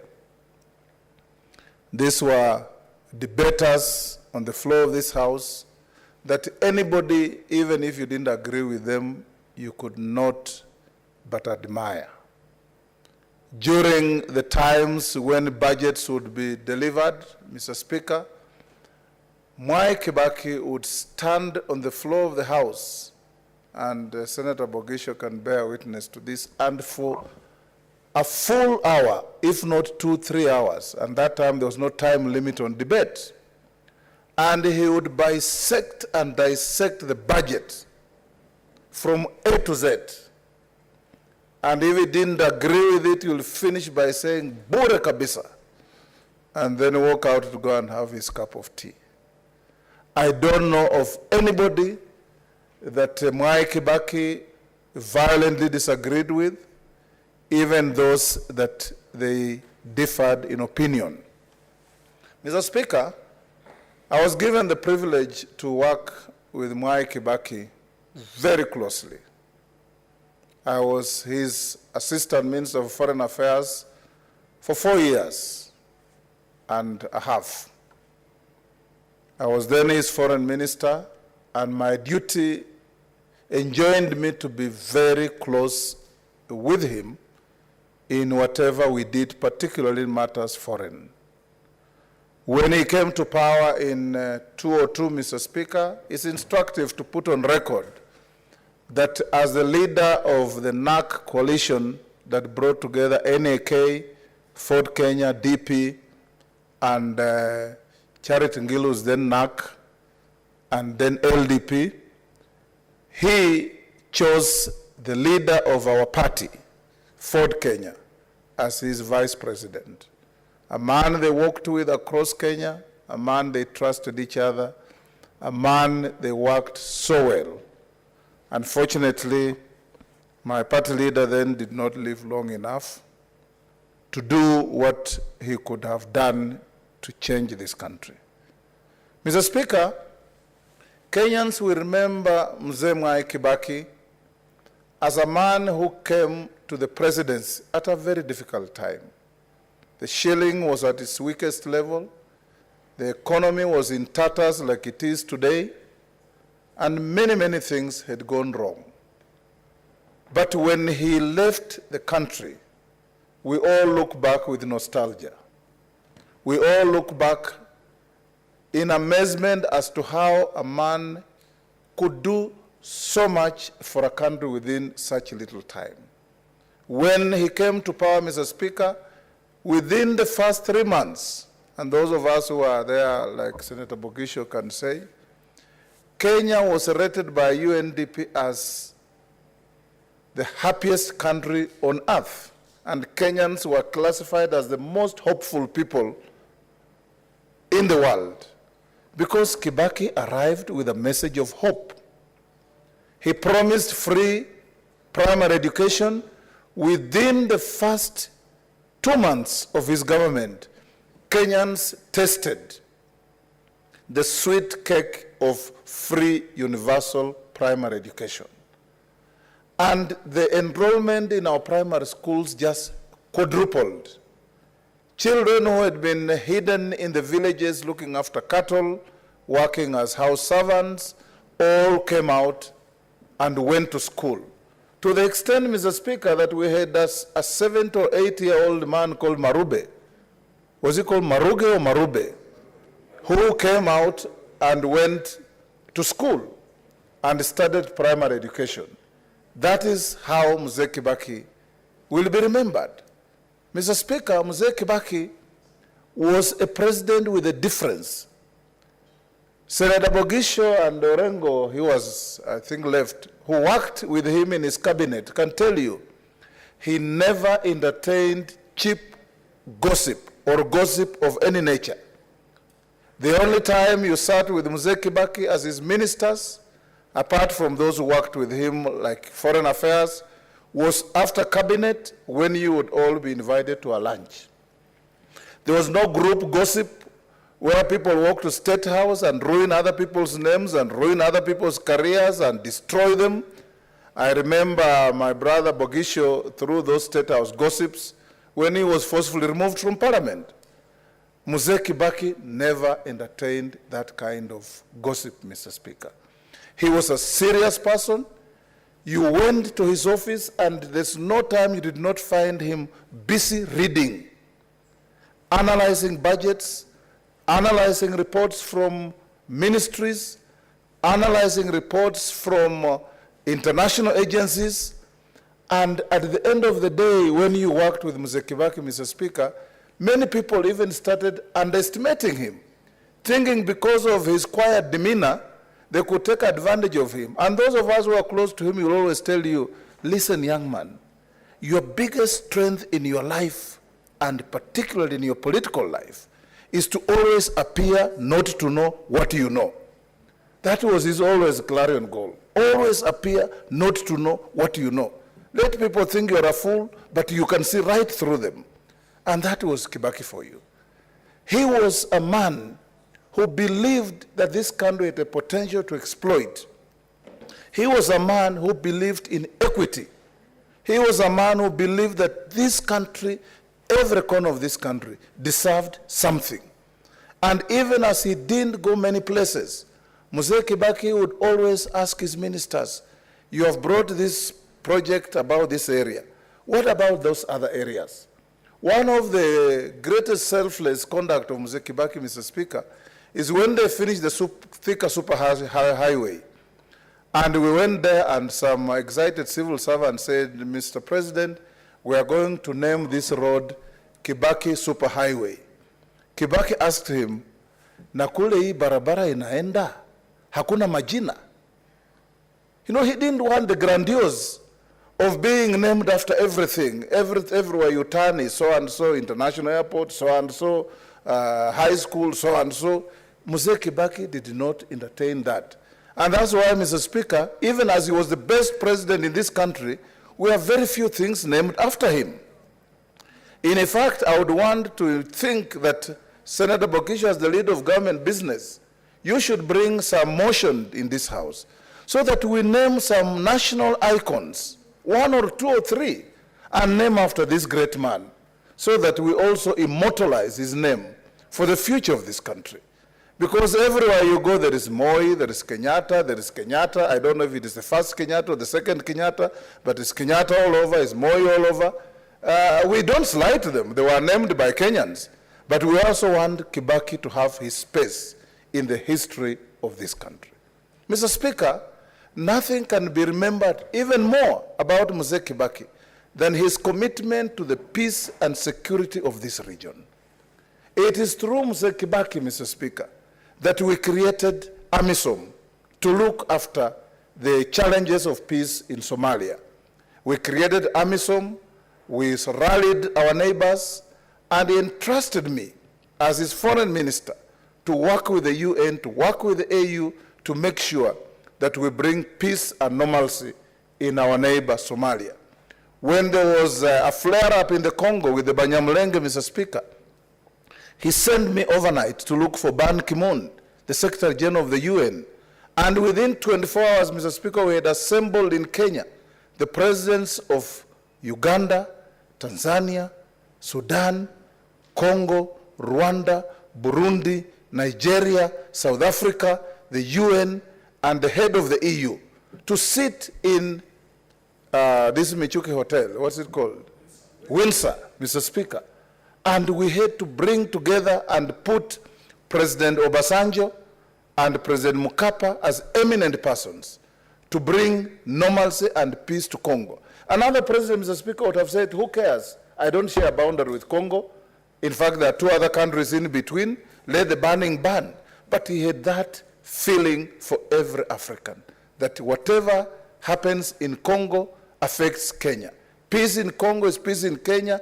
Instability in Congo can be instability in the whole region. Mr. Speaker, when we had electoral challenges in the year 2007, Mzee Kibaki demonstrated statesmanship beyond any comparison. We, in his side of government, who believed we had won elections, and some of my colleagues who are hardliners would not hear anything like, let's engage the other side. But within that frightening period, Mr. Speaker, when the country was burning, Mzee Kibaki called me and told me, my foreign minister, can you run to the AU and call them to come and help arbitrate in what is going on here? And that's how we brought in President Kufuor as the chair of the AU at the time. That's how we agreed on the eminent persons of Kofi Annan, Ben Mukapa, and Mama Grasa Machel. Mama Grasa Machel of the three is the only one living. May the other two souls rest in eternal peace. And they came to Kenya, Mr. Speaker, and we had long, protracted sittings at the Serena under Kofi Annan. Sometimes things were not working, and when things were breaking down irretrievably, Mzee Kibaki called us and said, I'll take charge of this because leadership and leadership alone cannot let us burn our country. We must sit together as compatriots. This group of Raila and his group are not our enemies. They are our compatriots. That we don't agree politically doesn't mean we burn our country. Where do our children go? And we sat together. He then asked me to call in Jakaya Kikwete, who was not a member of the eminent persons, but who had taken over as the chairman of the AU from President Kufuor. Jakaya Kikwete came here, Mr. Speaker, and in 24 hours we were able to narrow the gap and agree to agree and have an agreement signed, come to Parliament, alter the Constitution, create the position of Prime Minister, and have the grand coalition government. Some of my colleagues, in fact, Mr. Speaker, our team leader, like the Honorable Mother Karua, did not agree with what we did. She even boycotted the signing of that agreement. But at the end of the day, we look back and say, the hardliners were wrong, Mzee Kibaki was right, because we brought peace to our country. And our country rediscovered its trails and moved on. Mr. Speaker, Mzee Kibaki respected everybody, those who worked with him. Like Senator Orengo has been saying here about forced marriages. You know, when you have a forced marriage and it doesn't work, you end up with what I told you here, Mr. Speaker, in the Senate, that you'll have a messy and noisy divorce. And you can see that noisy and messy divorces are happening because, Mr. Speaker, people have to respect each other. Even when you don't agree, you have to respect each other. And you can see, Mr. Speaker, that today we look back to what Mzee Kibaki did for this country. Mzee Kibaki left Kenya when a bag of fertilizer, and people like Senator Bogisho here are farmers where they come from. A bag of fertilizer was 1,800 shillings. Today, a bag of fertilizer is 6,800. That is what Kibaki left us, Mr. Speaker. For the 10 years President Kibaki was our president, even during the troubles of 2007, 2008, there were no petrol queues in this country. We never saw them. Today, as we pride into mega projects, people are queuing for food, people are going hungry, people are queuing for petrol, farmers cannot afford inputs, the cost of fertilizer is unreachable, the cost of seed is unreachable, and everybody in Kenya, Mr. Speaker, is living on tenterhooks. This is how we remember Mzee Kibaki, that he never led our country to a situation where Kenyans started regretting being Kenyans. He made everybody proud. He made all of us look back and say, this, our country, is truly the giant in the region. When we had problems, Mr. Speaker, with Migingo, and Uganda was claiming Migingo was theirs, we said it was our island, and a lot of people started issuing very bellicose and belligerent statements. Let's fight, let's go to war. Mzee Kibaki just laughed and said, Kenya and Uganda have got too much in common to fight over an island. He called Museveni. President Museveni came to Kenya. They sat and instructed us to put together a team from Uganda and Kenya and resurvey the international boundary between Kenya and Uganda, starting from Kibish in the north down to the T-junction of Kenya-Tanzania-Uganda boundary. In fact, it's then that we found where Mr. Bogisho comes from, some of our international boundary beacons had been uprooted. We had to put them back without fighting, without quarreling, without doing anything. That is Kibaki for you. A man who believed in peace, a man who believed in the tranquility of this region. I want, Mr. Speaker, as I eulogize Mzee Kibaki, also to remember my brother Kalonzo Musyoka, who was Kibaki's vice president for a full term. That my brother Kalonzo, you did us proud because we worked together. I was your assistant minister in the first term of Kibaki, and in the second term, I was minister, your vice president. We did a sterling job. We had no backstabbing. We had no endless gossip. We had no situation where anybody looked down upon the other in whatever situation we found ourselves.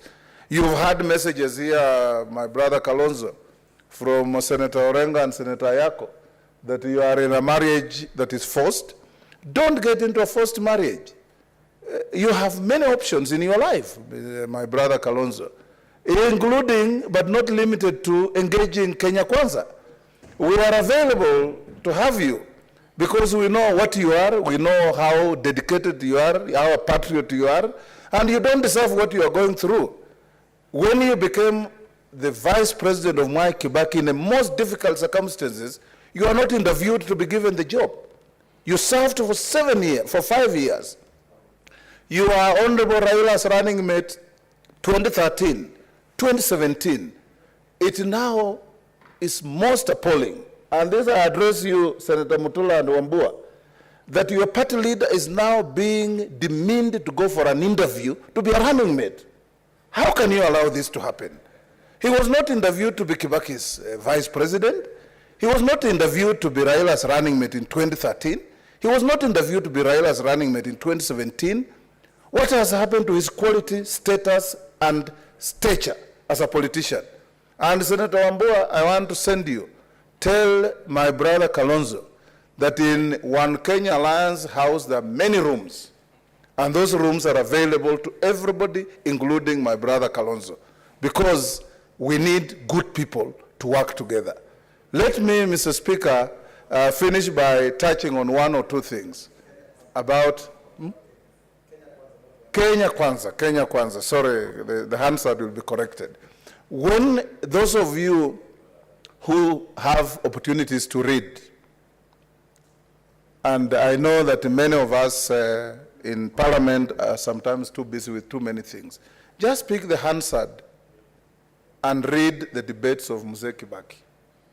Pick the Hansard and read the debates of Martin Shikuku. Pick the Hansard and read the debates of George Anyona. Pick the Hansard and read the debates of Wamalwa Kijana. And you'll see that actually in Kenya, the stature of politicians is shrinking, and shrinking rapidly. Because sometimes you listen to debates and you wonder whether this is a kindergarten or a house of parliament. Because those leaders were patriots. They had their facts. They had their feelings for the country. And they stood and spoke well. And Kibaki is on record as one of the debaters who never carried notes to the podium to speak. He had everything scrolling through his mind and was never ruled irrelevant by any speaker. That is the man we are remembering, Mr. Speaker. And those of us who had the privilege to work with Mzee Kibaki, Senator Bogisho here, the tycoon from Nyeri, my brother Maina, Mr. Speaker Orengo, and Ochila Ayako, I think he's here. Those of us who worked with Mzee Kibaki will remember that in him was a gift to Kenya. In him, we had the best president Kenya ever had. In him, the economy grew. Through him, Kenyans loved each other. Through him, Kenyans embraced each other. Through him, Mr. Speaker, tribalism was put at the back burner of our country. Through him, Mr. Speaker, Kenyans felt that they had a president to be proud of. Even when there was a disturbance after the disputed elections of 2007, we regrouped together and everybody recognized President Kibaki as our president, and Prime Minister Raila worked with him as our president. We sat in cabinet as our president. And for your information, Mr. Speaker, during Mzee Kibaki's days, we had cabinet every Thursday of the week to make the country move. Today, I don't know when last the cabinet was held, because when cabinet is held, it's not a secret. It is held, and Kenyans know that cabinet met, they made a resolution, it is made public. The Constitution today even obligates that every cabinet decision must be in writing, must be signed, and must be sealed, and must be made public. We don't hear of any cabinet meetings anymore. The country is run by decrees. The country is run by a few conspirators, and the country is run by people who don't consult others, Mr. Speaker. This is a big shame. We remember Mzee Kibaki with a lot of nostalgia. May God rest Mzee Kibaki's soul in eternal peace. May my sister Judy, your brothers Jimmy, Tony, and David, with whom we traveled so much when we moved around the world with Mzee Kibaki, we wish you well, we wish you strength. Now you are total orphans. You lost Mama Lucy, you have lost Mzee Kibaki. But that's part of life. Kuzaliwa ni bahati, kifo ni lazima kwa kila mtu. We celebrate the life of Mzee Kibaki as one like no other. Some men are born great, other men have greatness thrust upon them, others acquire greatness. Mzee Kibaki, through sheer hard work, acquired greatness. We cannot say the same of others. Thank you, Mr. Speaker, and may God rest Mzee Kibaki's soul in eternal peace.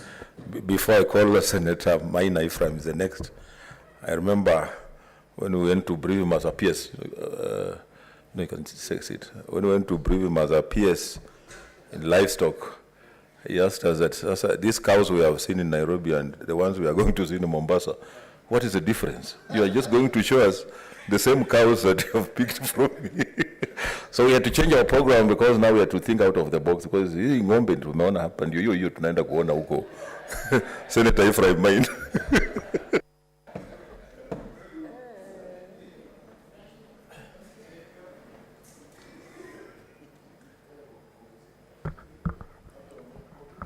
Thank you, Mr. Speaker. I stand here to remember the memory of one of the greatest men that has ever been in this world. Mr. Speaker, Mzee Kibaki comes from Nyeri. He was the MP for Othaya for all the time he lived. The people of Othaya did not. True, he started in Bahati or Donholm. And finally, the people of Nyeri came and fetched him from here back to Nyeri. And I'm saying, for the people of Nyeri, they had total confidence in Mzee Kibaki. Even during the times of Mlolongo, Mzee Kibaki was among the very few people who had no challengers. Some of you may not remember what Mlolongo was. Now, Mzee Kibaki, I came to know Mzee Kibaki about over 40 years ago. And what struck me is how Mzee Kibaki was able to relate to me as a young man, and we kept together up to his final days. Now, for us from Nyeri, and for that matter for the whole country, we all know Mzee Kibaki as a great leader who always thought good of other people. A man who, in spite of his greatness, respected all the people who came around him and they appreciated him. And we have truly lost a great man. Now, as it happens always, I remember the words of Mark Antony, that I come to Bali Caesar, not to praise him. Mr. Speaker, we can, the praises of Mzee Kibaki cannot be enumerated in any manner through any single speech. But the greatest of all is the character of Mzee Kibaki. As we stand today, we recollect the good times that he created in this country as the president of this country. But reflecting earlier, Mzee Kibaki, when he was Minister for Finance, he did a lot to actually improve the economy of this country, improve the lives of many ordinary Kenyans. But most of the many things that today we witness in this country, the major cash crops that have been put up in this country, from coffee, tea, dairy industry, the sugar production, all the other programs of cashew nut factories that were there at the coast, and the major other things, including even KMC for the pastoralists, were done when he was Minister for Finance. And Mzee Kibaki, as a Minister for Finance, working under Mzee Kenyatta, he foresaw the Africanization of the economy in this country, the Africanization of businesses in this country. And this where bodies like ICDC were conceived and became actually the driving machinery for the African business people.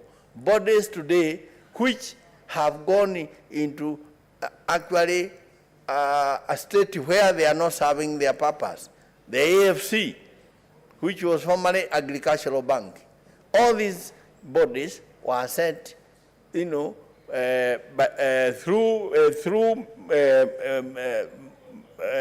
Mwai Kibaki as the Minister for Finance, and of course, through the policy of Mzee Kenyatta. And Kenya became one of the shining countries in the world. Now, Mr. Speaker, we also remember Mzee Kibaki. When he became president, he had a clear vision of what he wanted. And the vision he wanted was to see that the ordinary man of Kenya actually was improved their livelihood. The issue of the education sector is a big milestone that he brought. But in all this, what did we learn? There are many things we could talk of greatness of a man. But the greatest things that a man should be remembered about is his humanity, his human self. When we look at Mzee Kibaki, the fact that he conspicuously the issue of free education, free primary education, and in recognition that there are many children, and there are many children that cannot afford school fees, is a very great thing. I remember that then his Minister for Finance, Professor George Saitot, telling me that it was through the sheer effort and the sheer encouragement of Mzee Kibaki that program had to take off. And many people did not believe that it would have taken off, but it did. Therefore, as we study here, let's see a man who was so great that he was thinking of the future of the ordinary children who cannot, Mr. Speaker, afford to get to school. And he brought the system, which I must say, it is not running in the manner that it was running during the presidency of Mzee Kibaki. The other greatest thing that we should all remember Mzee Kibaki is being content with what he has. Mzee Kibaki, in spite of the many years he remained in power, as finance minister for many years, as vice president to Mzee Moi for many years, and finally as president, we had nobody has ever can mention anywhere Mzee Kibaki's name was mentioned in relation to what today we are referring as a glorious thing called corruption. Because we have designed a system today where you only become let's say reach through the route of corruption. Mzee Kibaki, that is something that he has remained in the midst of all evil. He remained standing upright and pure. Now, I remember when he became president, he declared zero tolerance to corruption, Mr. Speaker.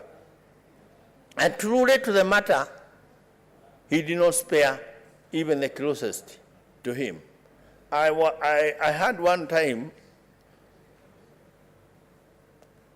an opportunity when the late Kalisa Maitha came to my office, and he sent me.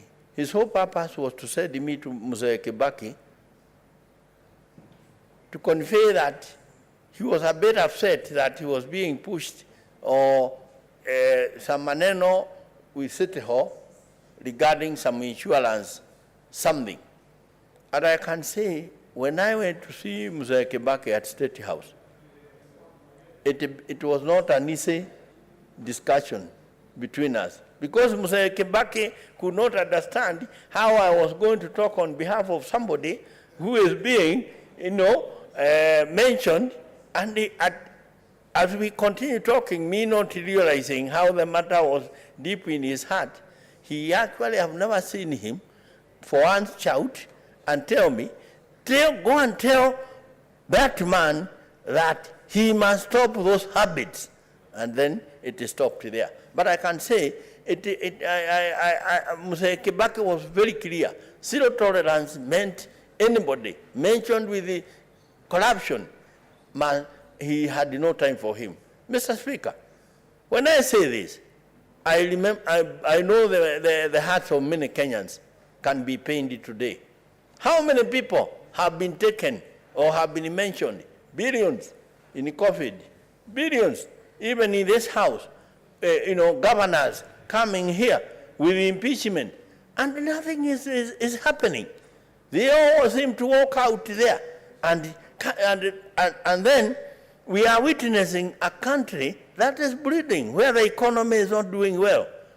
Truly, we must commend Mzee Kibaki for being so clear-minded that the only way to save the country is to save it from these people, kind of scavengers, who believe they will be scavenging on the public resources, Mr. Speaker. And that's what made Kenya what it is. Mzee Kibaki brought a culture in this country where hard work, he preached hard work to everybody, and he preached that you don't have to steal to be rich. And let me say, the other most notable thing to learn from Mzee Kibaki is the fact that to be poor is not a question of what you have, or to be rich is not a question of what you have. To be poor is a question of what you wanted to have minus what you have. And Mzee Kibaki lived with content with what he had, and we all actually admire that kind of spirit of a man. Mr. Speaker, we also remember Mzee Kibaki as somebody who had the capacity to actually cooperate even with people he did not come agree with. And I want to say I have witnessed various incidents. And I remember one time I dared and I had courage. And I told him, I went to State House, and it had taken a year. When Mzee Kibaki took over, there were a kind of skirmishes between the former people who are in government and the people who are in his new government. And I told Mzee Kibaki, I believe, Mzee, I would recommend that it would be good you invite Mzee Moi for a cup of tea. And he asked me, sasa tutatuma nani? And I gave the name of Bishop Yego, and they started discussion with Mzee Moi.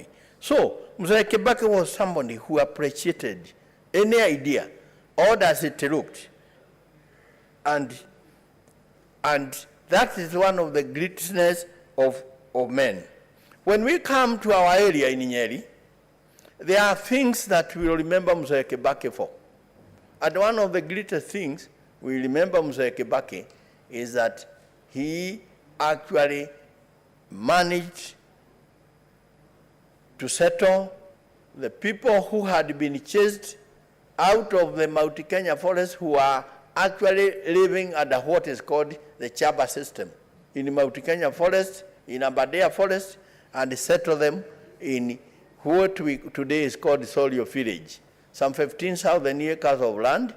And those people had lived miserably on the footpaths of small rural roads for over 20 years. And they had been removed through some dubious, miscellaneous accusation that they could be harboring to some insecurity problems in where they were living. People who had lived in the, helping in conservation of Mount Kenya forest and the conservation of Aberdare forest, and today we see how the forests have been depleted. Therefore, Mr. Kibaki will be remembered by those people and all the people around Nyeri and Laikipia as somebody who came to their rescue for their livelihood, Mr. Speaker. Mr. Speaker, one of the other most trying moments, although I was a young man, was the time of JM karaoke. And Mzee Kibaki had one of the hardest times, and he stood to his form as a man of his character. And I remember his words at the burial of JM karaoke, where he said, even if it takes 100 years, the truth will be known.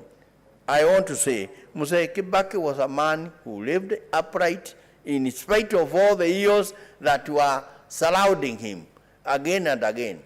Now, we also learned from Mzee Kibaki things to do with the democracy, things to do with the rule of law, and things to do with the freedom of speech. During Mzee Kibaki's time, he took over and he actually liberalized the issues of the media to an extent which is very admirable today. And, for Mzee Kibaki, he did not mind criticism, and he believed that criticism was the way to actually improve a country, and you have to let people be able to air their views. And therefore, as we mourn Mzee Kibaki, as a country and as a people, we also remember him as somebody who actually wished to set up a governance system in this country, a governance system for all the people, as envisaged in the best governments of the world. In this regard, I want to say in this particular time of politicking which we are doing, let's remember Mzee Kibaki, and follow his example and ensure that in spite of the struggles and the bitterness that sometimes is developing and the temperatures that are developing, we should always emulate Mzee Kibaki and ensure that Kenya remains a peaceful country, and we see a peaceful election for the welfare of our people. And to me, I'm saying this sincerely because we have already witnessed the high temperatures, and they are going to get higher. And we should always remember that we are all one Kenya, as Mzee Kibaki showed when they shook hands with Mzee Raila Odinga, and Kenya became a one country, a united country, moving in good state.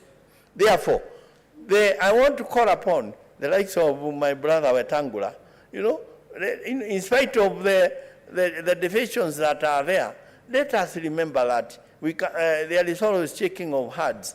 A country will be one. Fine. So, Mr. Speaker, I'm only calling upon Kenyans that as we go to the next elections, in the memory of Mr. Kibaki, let's ensure that we keep peace and unity in this country. In spite of whatever results that the elections will bring, let us remain together as brothers and sisters and carry on in the memory of Mr. Kibaki. Mr. Speaker, I must also call upon Kenyans and upon the government. As Mr. Kibaki had set an example that he will not tolerate anything to do with corruption. This country is bleeding with corruption. The billions that we are reading, and you know, I keep on telling people, a billion, which most of us have not seen, is not small money. A billion. Now, I'm just saying, if you put a billion in a house, and every day you take 10,000 shillings, every day you use 10,000 shillings, it will take you 267 years to finish the billion. Therefore, Mr.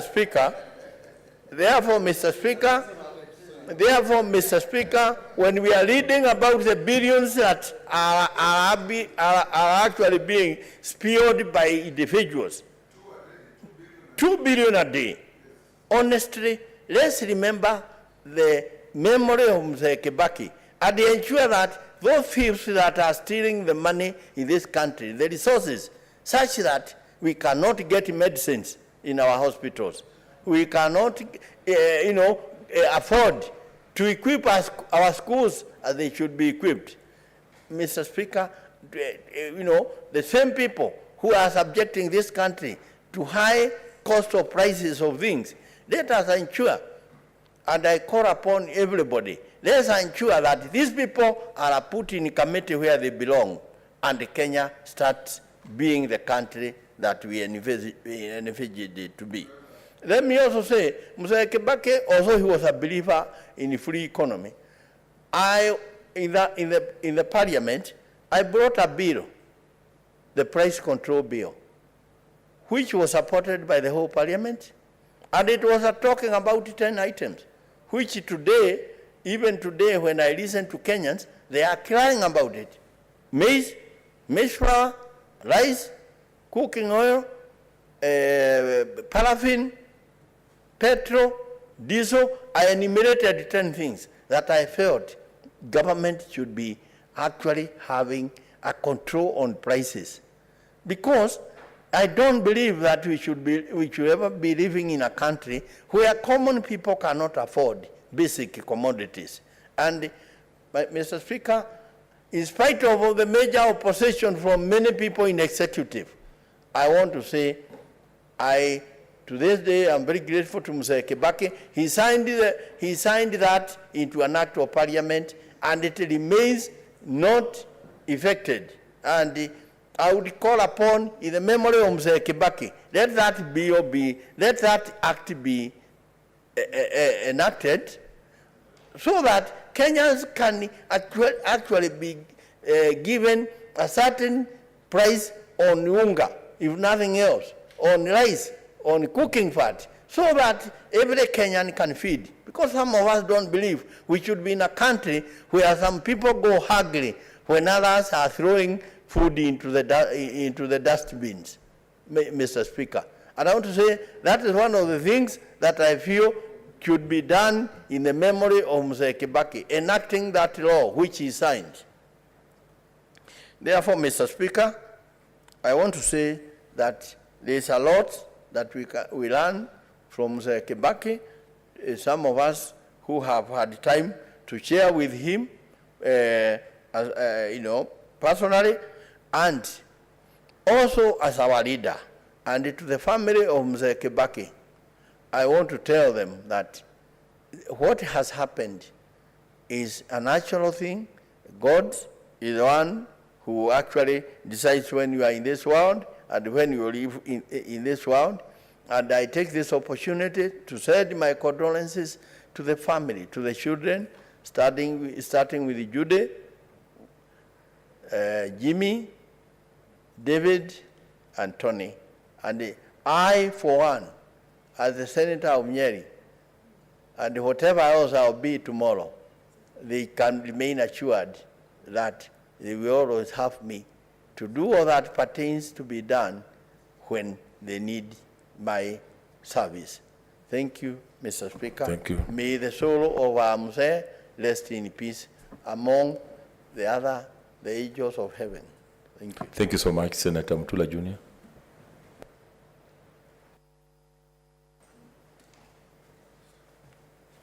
Thank you, Speaker. First, Speaker, to the family of the late Mwai Kibaki, the constituents, the country generally, where he comes from, Nyeri, from Senator Ephraim, allow me to pass my condolences and that of my wife, Anita, and the people of Makueni on losing such a great one. Mr. Speaker, the young people like myself and others can only repeat sentiments of what we have had. We've not had the opportunity like Senator Wetangula, Senator Maina, Senator Orengo, Senator Ongeri, who had the privilege of working with this good man. Stories are told about this man. And I allow me, Mr. Speaker, to recall the sentiments that my late father shared about this good man. He said, this is one man that Kenya will miss. I don't know what he meant then, but watching him lying in this parliament there reminds me that of the words of Solomon, all is vanity. I hope our presidential candidates and the people who want to rule this country can learn some lessons about this good gentleman, Mwai Kibaki. Senator Orengo didn't mention that when he was Minister for Lands, and after assuming office, the first thing the mandarins of NAC government wanted to do was take away the property of Mzee Moi. And this good gentleman, President Kibaki, instructed Senator Orengo to deliver the title deed of Cabernet Gardens to Mzee Moi. While he would have taken revenge, and while in 2003, he had the power and influence to punish those who were in Kanu at the time, Mr. Speaker, President Kibaki did not do so. We want a president who will not revenge. We want a president who will consider every Kenyan, those who voted and who voted for and against him as part of this country. Mr. Speaker, Shakespeare once said, the evil that men do is written in brass, and the good deeds that they do are written in water. I'm not sure, Mr. Speaker, that the politicians of this country believe in what Mwai Kibaki believed in. We don't. Because he left a country that was less corrupt. We are very corrupt. There is actually a picture of something he said, I can't remember it offhand, but there's a very nice picture on the, is it 6th floor or 2nd floor of Arambe House, about what Kibaki thought about corruption and service to the people. It nearly appears like a contradiction that it appears in that place, because a lot of the bad things that have happened to this country, some of them have happened in that building. Mr. Speaker, I remember this president, after he left office, as a gentleman who I saw every other Sunday at the Consolata Shrine, where I go every Sunday. We used to go every Sunday. I used to walk there simply. And Mr. Speaker, I think that the future of this country, and I'm not quite sure whether somebody is going to write a book about this man. I'm not sure whether we will produce a man like this. But Mr. Speaker, a lot of things need to be written about the late Mwai Kibaki. I recall vividly the story about the Constitution told by my late father. Mr. Speaker, if it wasn't for Mwai Kibaki remaining firm, a lot of the people in his government did not want a new constitution. He just remained very firm. And every time they used to conspire, there's a word my father used, which I will not use here, and he sought for his opinion. He said, what the minister has said will follow. And it's through following the advice and what Senator Orengo is saying, listening. I admire this gentleman for his patience and listening. We are quick to judge, we are quick to anger, we are quick to punish our enemies. And Mr. Speaker, since I do not aspire to be a president, those who aspire to be presidents of this republic must borrow a leaf from Mwai Kibaki. He led a cabinet of 42, was it 42? Cabinet ministers. Can you imagine? ODM, Wiper then ODM Kenya, and his own party. All these people, Anyang' Nyong'o, Orengo, Raila, him, and others were in the same cabinet. The current government is having problems with 20. Just 20. He led a government and he found a process and he believed in processes. We are going to miss Kibaki, I tell you. I recall a time when I was asked to speak about the BBI, Building Bridges Initiative. And I said, and I won't repeat why I said this, and I said, you're going to miss President Mwai Kibaki and what he did for us to get a new constitution. The constitution he promulgated in 2010 is untouched.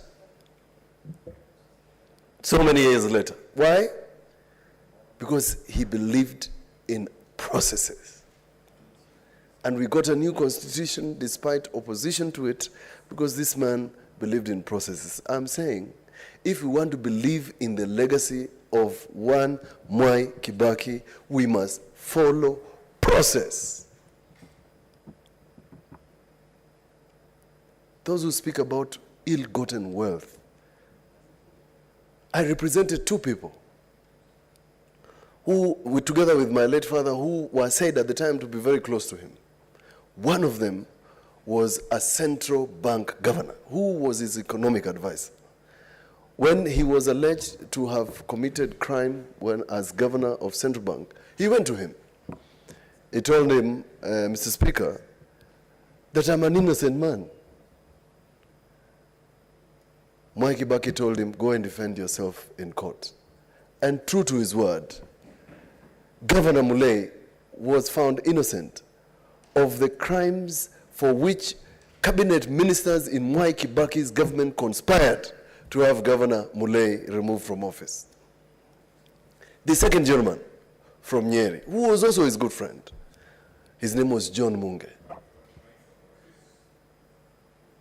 What's your point of order, Senator Yako? I hate interrupting my very eloquent future present and future colleague, and who will also be your colleague, Mr. Speaker, in COG. He said that cabinet ministers conspired to have somebody charged. I was in that cabinet, and I do not want to say much because I'll steal his thunder. There was no such conspiracy. If it took place, it was not at the cabinet level, it was in the kitchen. Thank you, Mr. Speaker. Thank you. Well, I know the people who wanted Mulei charged. One time I met one of them who was charged alongside him, and I reminded him, you charged Governor Mulei, and now you have been charged. I believe that the point is made. The second gentleman is called John Munge. He used to run Shah Munge and Partners, a very good old buddy of the President. He was charged on a matter involving Eurobank when he went to his friend and told him he's innocent. He was then the KRA Commissioner General, and he told him, please help me. He told him, go and defend yourself in court. Of course, Mr. John Munge was found innocent. He passed on recently, may his soul rest in peace, but it exemplifies what I'm talking about. If the example of what Kibaki believed in was followed in the current government, a lot of people will either be in jail or in court with corruption. So I believe that as we bury this man, a lot of us are going to make sentiments that we don't believe in. Because Kibaki never protected his friends. Kibaki allowed processes to be followed. And since he was a good parliamentarian, as Senator Omogeni is mentioned, he allowed Parliament to do what it's supposed to do. We must tell our presidential candidates, those who want to become presidents, that you must emulate Mwai Kibaki. Don't preach water and drink wine. You must believe in processes. Mwai Kibaki was sued. I remember when he appointed the county commissioner, Mwai Kibaki never lifted a finger. He said, yes, proceed. And I believe the next chief executive of this republic must be able to tell us that he will follow the footsteps of Mwai Kibaki in terms of allowing processes, because that's what this gentleman believed in. I cannot not mention, Mr. Speaker, the question of debt. This man left this country with no debt, or very little debt. And since we are eulogizing him, let's say the things as they are, so that somebody can learn a lesson. Was it because this gentleman, the Makerere student, was a good economist? Did the economist disappear soon after Mwai Kibaki? The answer is no.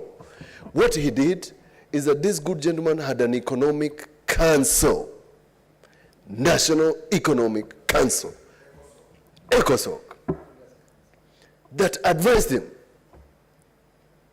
That is the reason our economy was thriving in his time. That's the reason we borrowed less. And this is really some of the lessons that as we eulogize him, we must call it as it is. This country, I must say, has been mismanaged after Kibaki. I will say it for the record and for his grandchildren to read. Mwai Kibaki led a peaceful transition. If we don't remember him for anything else, he's a gentleman who handed over the sword of leadership in a manner that left this country in one piece. When I say so, I am speaking to the current president.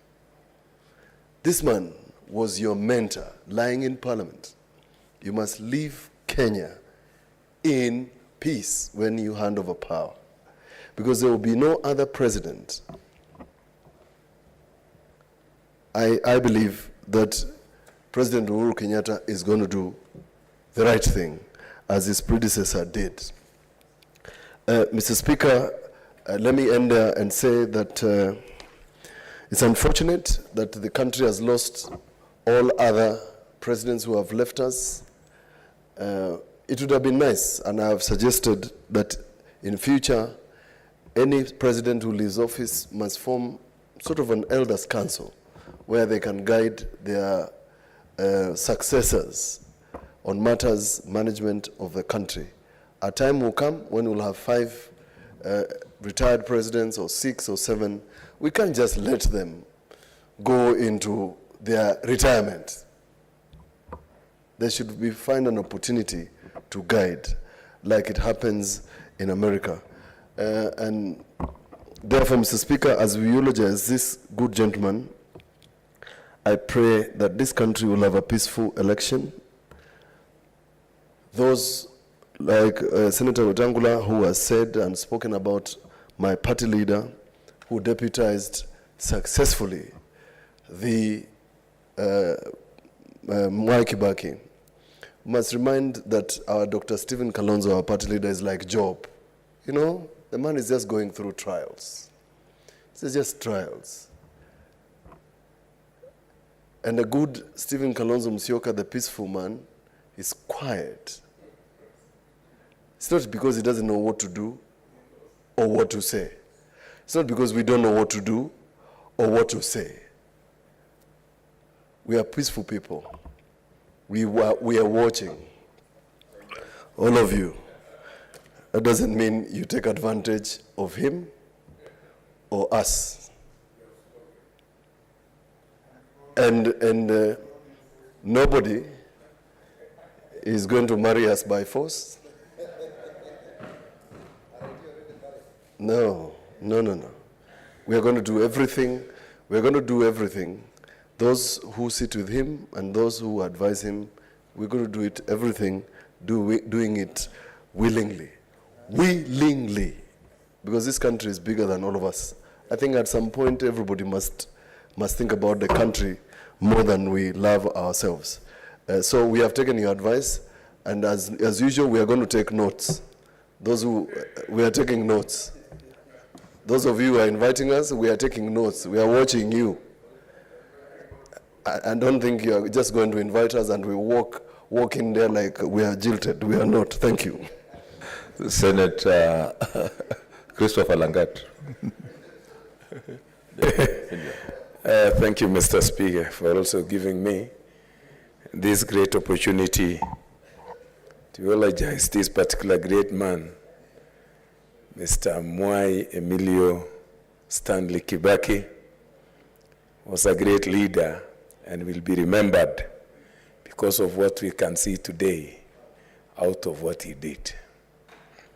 And I want to pass my condolences on behalf of the people of Bomet to the family and to the Kenyans that this particular man touched their lives in a very special way.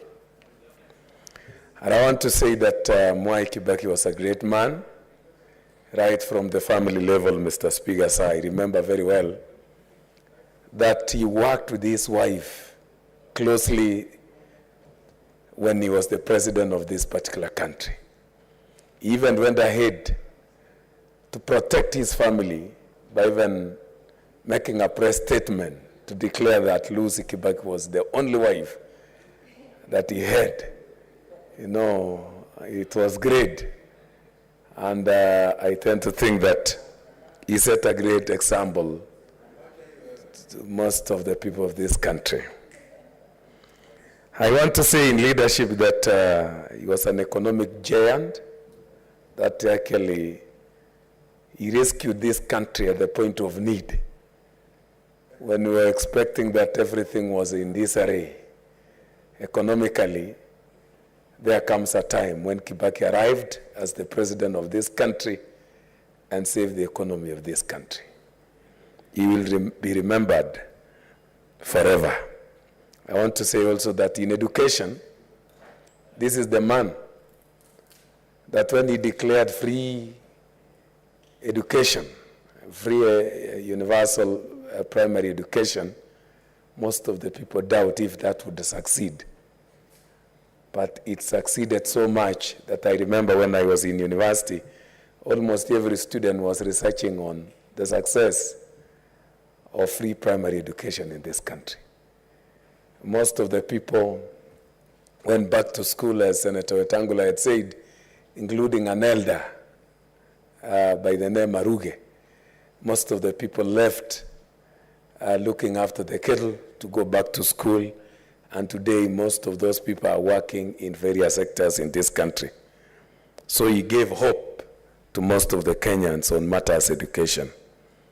As far as the infrastructure is concerned, the Thika Highway is a living example for the rest of our life to remember Mzee Mwai Kibaki. I want also to say that on fight against corruption, he set a good example. He could not even spare his closest friends. Whenever they were mentioned, he was the first one to tell them to step aside for investigation to take place. And many a times, those who stepped aside and they were investigated came back clean, though most of them also fell casualties. So I tend to think that he was a man who fought corruption by action and improved the economy of our country. On matters to do with health, right from the time he was the Minister of Health, I remember the health sector was so much improved, especially during that time when Nyayo wards were being established across the country. And the health sector was so much improved during his particular time. And as much as he was a pragmatic leader, he believed in action-oriented leadership. And I tend to think that is why he spoke less, and most of the work is demonstrated in action. And he was the president of this country, Mr. Speaker. And I want to say, as far as this character analysis is concerned, he was the most forgiving human being that I've ever experienced in life. All those who tormented him in his attempt to become the president of this country, everybody expected him to revenge when he came to power, but he simply forgot about it and forged ahead and forgive them and even rescued their wealth so that they could continue well. So I want to say, when it comes to learning on forgiving our enemies, I think we get a lot of lessons from Mwai Kibaki. He was also very resilient. Remember, he suffered so much. He became the president of the Republic of Kenya while he was sick. But nevertheless, he led the country the right way. I can also learn to be a fighter, to getting whatever you want. He was a go-getter. He fought so many times to become the president of this country. And at the point where everybody was almost declaring him irrelevant in the fight, that is the moment he clicked to leadership in this country. So I want to say that his spirit of fighting will always remain as an example to most of us in this country, that there is always hope for those who are hopeful. He was a very humble leader and a very brilliant scholar that we shall always emulate him. So I want to say that Mwai Kibaki was a great leader, that we have a lot to borrow from him. And I want to say that for those of us who are still fighting, as far as leadership is concerned, we must always borrow a lot from him. And I want to say on behalf of the people of Bomet, may his soul rest in peace, and may he live forever in our lives, more so in actions that we can see today and forever. I still condole the family and the Kenyans, and may his soul rest in peace. Thank you, Madam Speaker. Thank you, Senator. Senator Wambua Enokio. Thank you, Madam Speaker, for this opportunity to also add my voice in paying my tributes to a great man. Madam Speaker, it has been said, and I want to add my voice, that indeed the late President Emilio Stanley Mwai Kibaki had a checkered political career. I think he's going down in history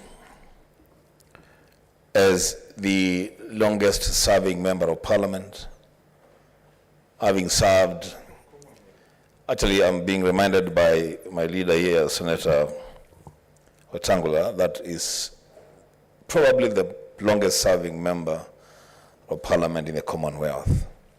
Having served this country for 50 years as a member of parliament in Donholm and Othaya, having served... there is a point of information, Senator Kio. Would you like to be informed by Senator Mbogo? Madam Speaker, I will take the information. Okay. Senator Mbogo Ochila Ayako. Thank you, Madam Speaker. I would like to inform my colleague that I think he is second to Sir Winston Churchill, who served for 51 years That's the correct information in the Commonwealth. Thank you. Madam Speaker, I don't know whether to take that because my colleague is not very sure. He's saying perhaps he is second to Churchill. So unless we get the facts right, Madam Speaker, I will stick to eulogizing my fallen president as the longest serving member of parliament in the Commonwealth. Madam Speaker, it will be remembered that the late President Mwai Kibaki successfully served as the 4th Vice President of the Republic of Kenya.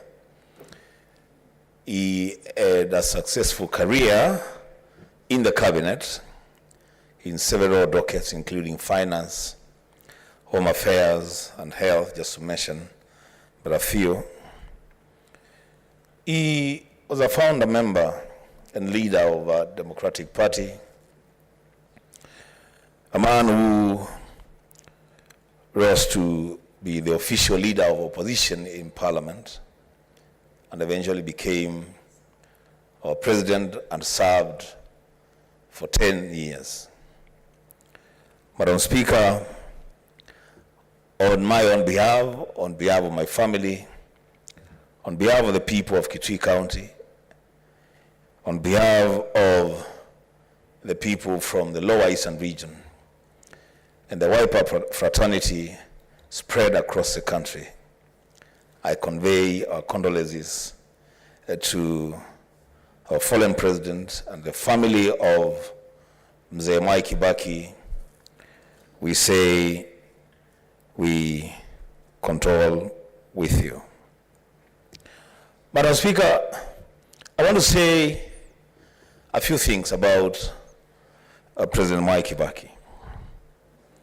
I did not have the opportunity to serve directly under him, as did Senators Wetangula, Senator Ochilo, Senator Pogisho and Orengo, and the rest of the senators that served under Kibaki. But, Madam Speaker, I am a direct beneficiary of the benefits of the good leadership of our fallen president. When I served in media, the Speaker for 16 years, from the year 2000 to the year 2016, within which time the fallen president served as president for 10 of those years. The Speaker, we enjoyed real press freedom. It is during Kibaki's tenure that the media space in this country was expanded and journalists had opportunity to report on everything under the sun. In fact, it was under President Kibaki's leadership that we as media people boldly reported about the hills in government without looking over our shoulders. We took on cabinet ministers without looking over our shoulders, without being harassed. And we served under a president who believed and lived the principles of journalism that believe that a free media is a nation talking to itself. So under President Kibaki, the media enjoyed great freedom. Madam Speaker, it was under the leadership of President Mwai Kibaki that we got the Constitution in 2010. And, Madam Speaker, it shall be remembered that this Constitution has been applauded across the world as the most progressive constitution of this side of the world. in the legislature, under the 2010 Constitution, we in this Senate are creatures of that Constitution. In the judiciary, we have the Supreme Court. And in the executive, we created the office of the Deputy President. Those are the highlights of the Constitution 2010, not forgetting devolution and all the good things, the Bill of Rights, all the good things that are to be found in our supreme law. And I want to say President Mwai Kibaki played a lead role to ensure that Kenyans gave themselves this wonderful constitution. Madam Speaker, the development record of the former president, our fallen hero, speaks for itself. The road network and this piece of road from Nairobi to Thika, the Thika Superhighway, has been mentioned in many places outside this country as a piece of really, really good work. Madam Speaker, we will not forget to mention the free primary education. And, you know, Madam Speaker, I draw a parallel without saying any bad things about anyone. I draw a parallel between the achievements of free primary education under President Mwai Kibaki and what is obtaining currently. You know, because President Kibaki inspired hope among people. When the doors were open for free primary education, people willfully took their children to school. Adults left their farms and trooped back to school. We all remember the images that we got from Olympics Primary School, where children from all over Nairobi just went to school. Madam Speaker, last year, I remember there was a government edict that chiefs and assistant chiefs are supposed to walk in homes to drive away children to go to school. Madam Speaker, if there is goodwill and if people see hope in what they're being offered, there will be no need to use government mandarins to force people to go to school. And the question that a lot of parents are asking themselves today, because, Madam Speaker, we have been elected to speak for and on behalf of the people that brought us to this house. A lot of the questions that parents are asking themselves is whether this free primary education is really free. There is still so much money that parents are supposed to pay for their children to access school. Yesterday, Madam Speaker, I received a call from a voter in Kitui, an anonymous call. And the caller was complaining, almost going to tears, that they had been given contracts to construct these so-called CBC classrooms.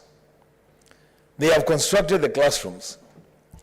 The details in regard to the contracts have been filled and submitted to Jogoo House. But when they come for payments, they are being taken round in circles. They are not being paid.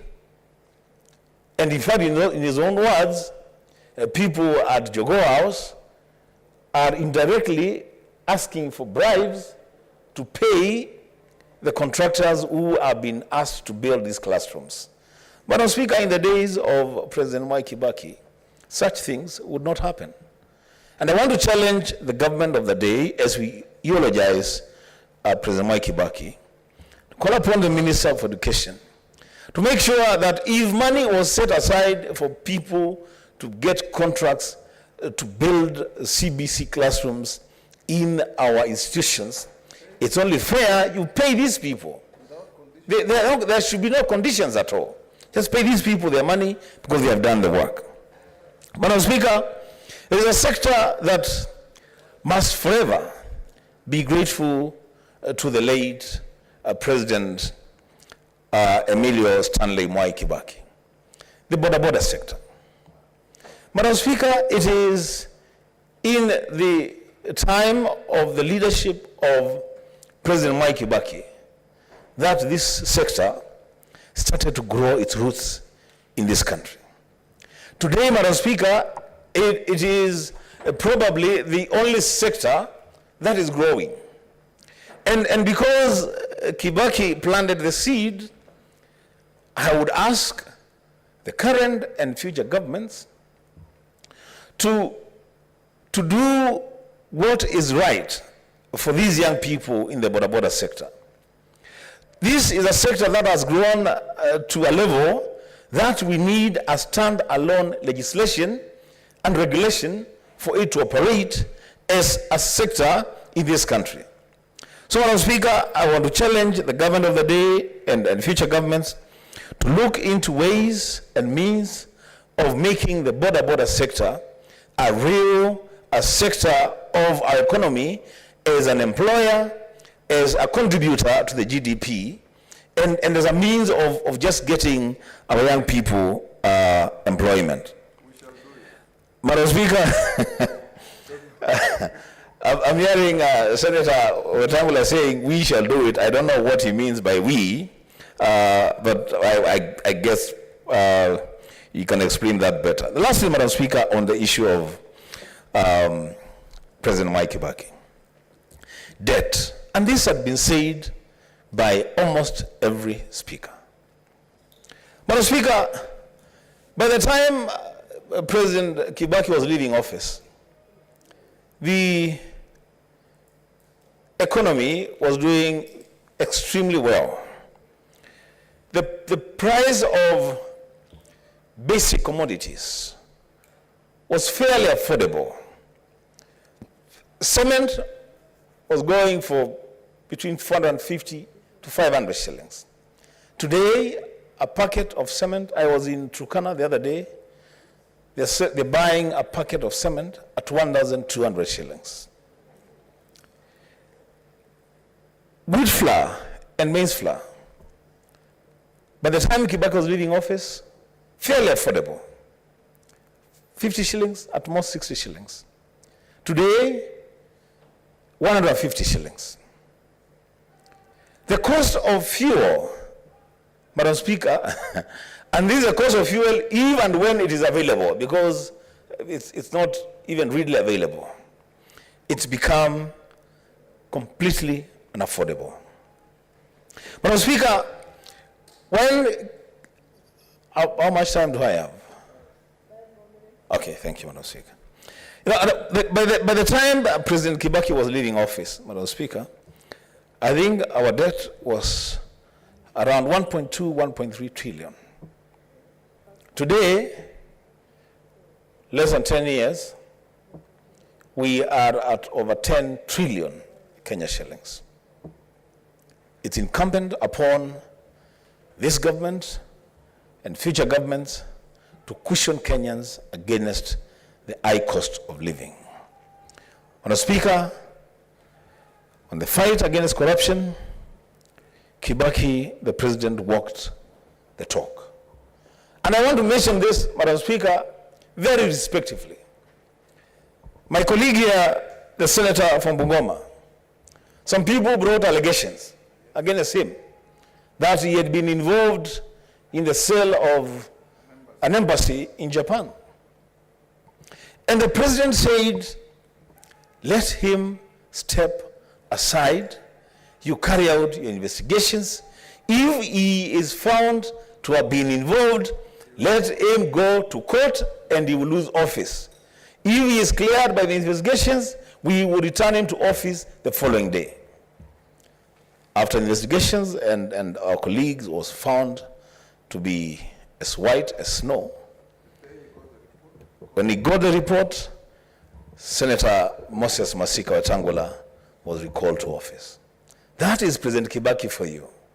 A man who, when it comes to public service, there are no friends or enemies.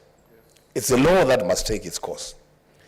Today, Madam Speaker, we have a lot of people of questionable character, people who have looted public resources, but they're still in government, serving at the pleasure of the president.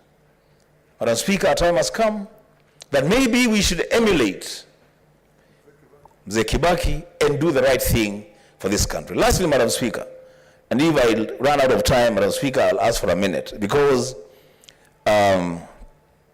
Senator Ochilo Ayako and Senator James Orengo made reference to my party leader, His Excellency Dr. Stephen Kalonzo Musyoka, in relation to the leadership of this country. Madam Speaker, I want to make it very clear, on my own behalf and on behalf of the Wiper fraternity, that we are not offering any bride for any marriage.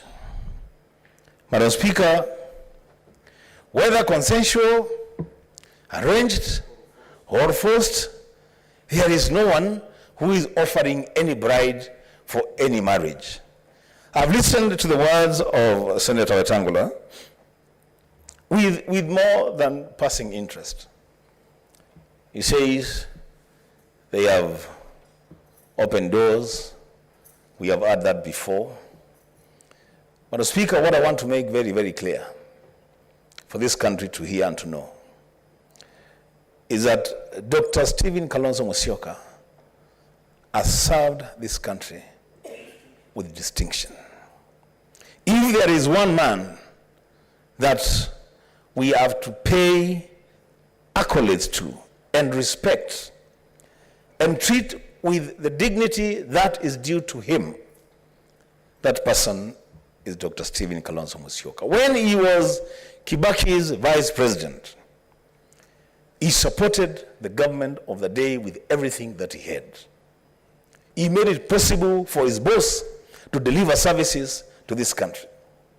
When there was chaos in neighboring countries, he took responsibility and a duty of care to help form and stabilize governments in the DRC, in South Sudan, in Somalia. Madam Speaker, if I were my leader, Senator Orengo, or my senior colleague, Senator Ochilo, I would perhaps address Dr. Stephen Kalonzo Musyoka differently. Madam Speaker, I submit. Thank you very much. Ochilo, he has already cleared. To do what? To inform or to?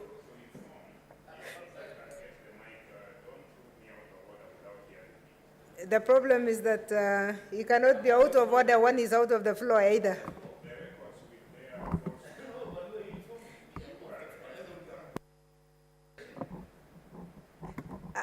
You know you are going to have your turn.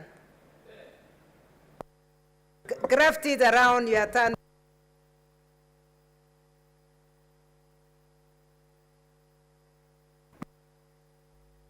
Sorry, you cannot be corrected when he has already vacated. I didn't see your click earlier. You should have clicked it a little bit earlier. Senator Maura Isaac.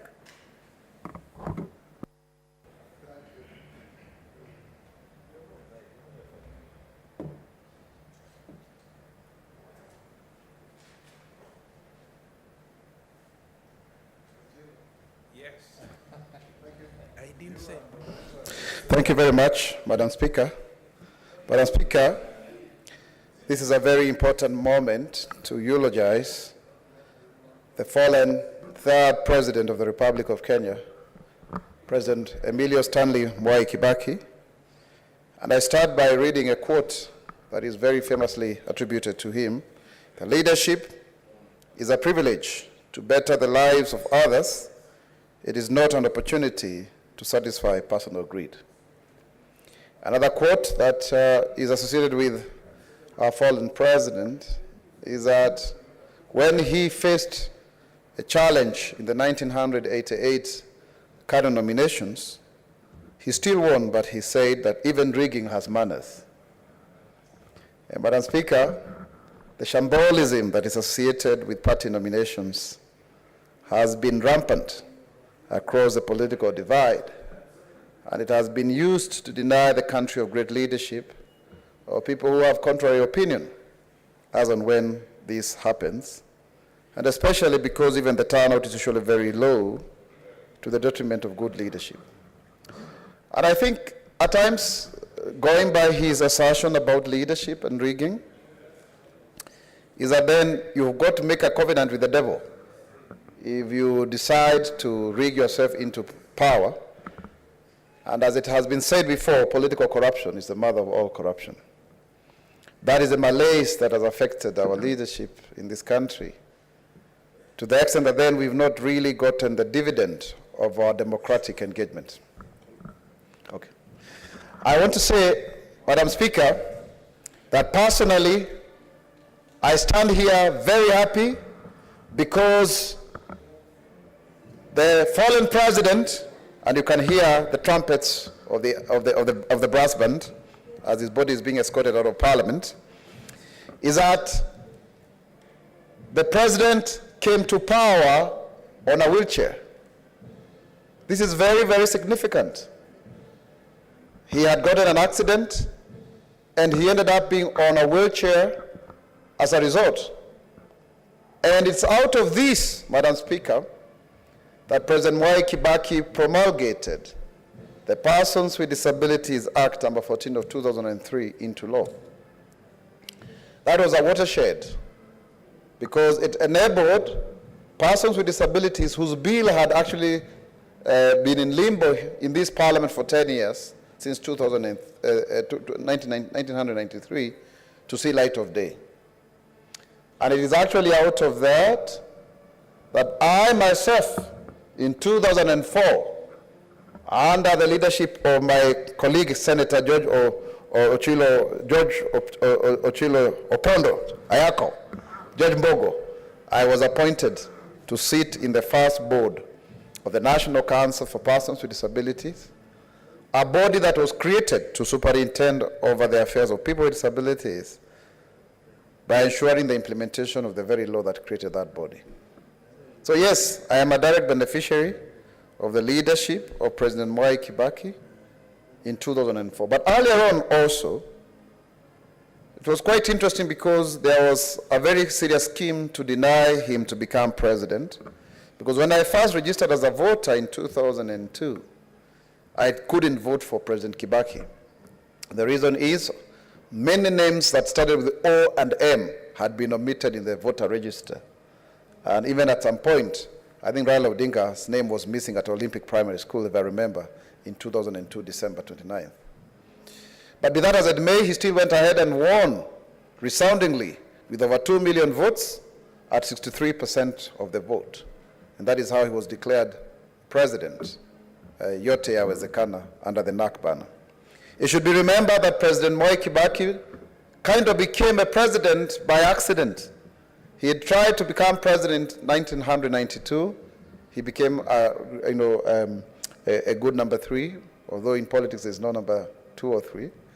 In 1997, he became number 2, and then eventually he was a president of consensus because the then opposition formed the National Alliance Party of Kenya, NA, in bracket PK, and it was a constituent party of DP, the Democratic Party, a party that he founded, NAC, SDP, I beg your pardon, and such other parties that came together. And later on, they were joined by LDP, led by the then Kanu Renegades, under the leadership of Raila Odinga and others like George Saitoti, may so rest in peace, Kalonzo Musyoka, and others. So he really got into power, and there was a lot of hope. Over 500,000 people, thronged Uhuru Park to see his swearing in. and there was a lot of desire to change this country. Indeed, I remember, as a young university student that time, there was a lot of hopelessness in this country. The economy was in the doldrums. And I remember knocking the doors of Parliament there, the Continental House, bringing my friend Martin Obiero Okumu to see his then Member of Parliament, the late Archbishop Ondieki, who had replaced our senior James Orengo as a member for Ugenya, because Martin Obiero Okumu, a blind man, I was his guide, was looking for school fees. And we were chased very badly at the gates there. We couldn't be allowed to be close to Parliament at that time. But it was good because we learned our lessons, although we went through college. Again, the benefits of a Kibaki government were again to have a direct impact on me, because student leadership was banned in all public universities, Madam Speaker. I remember at that time we could have been at the university as a vice chancellor in Moi.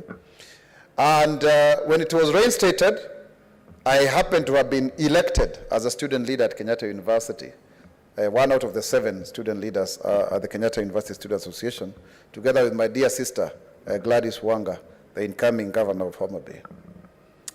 So it was really that, gesture that those who had clamored for reforms at the university level, that they got an opportunity to exercise leadership under the new democratic dawn that the NAC administration, birthed, of course, under the leadership of President Mwai Kibaki.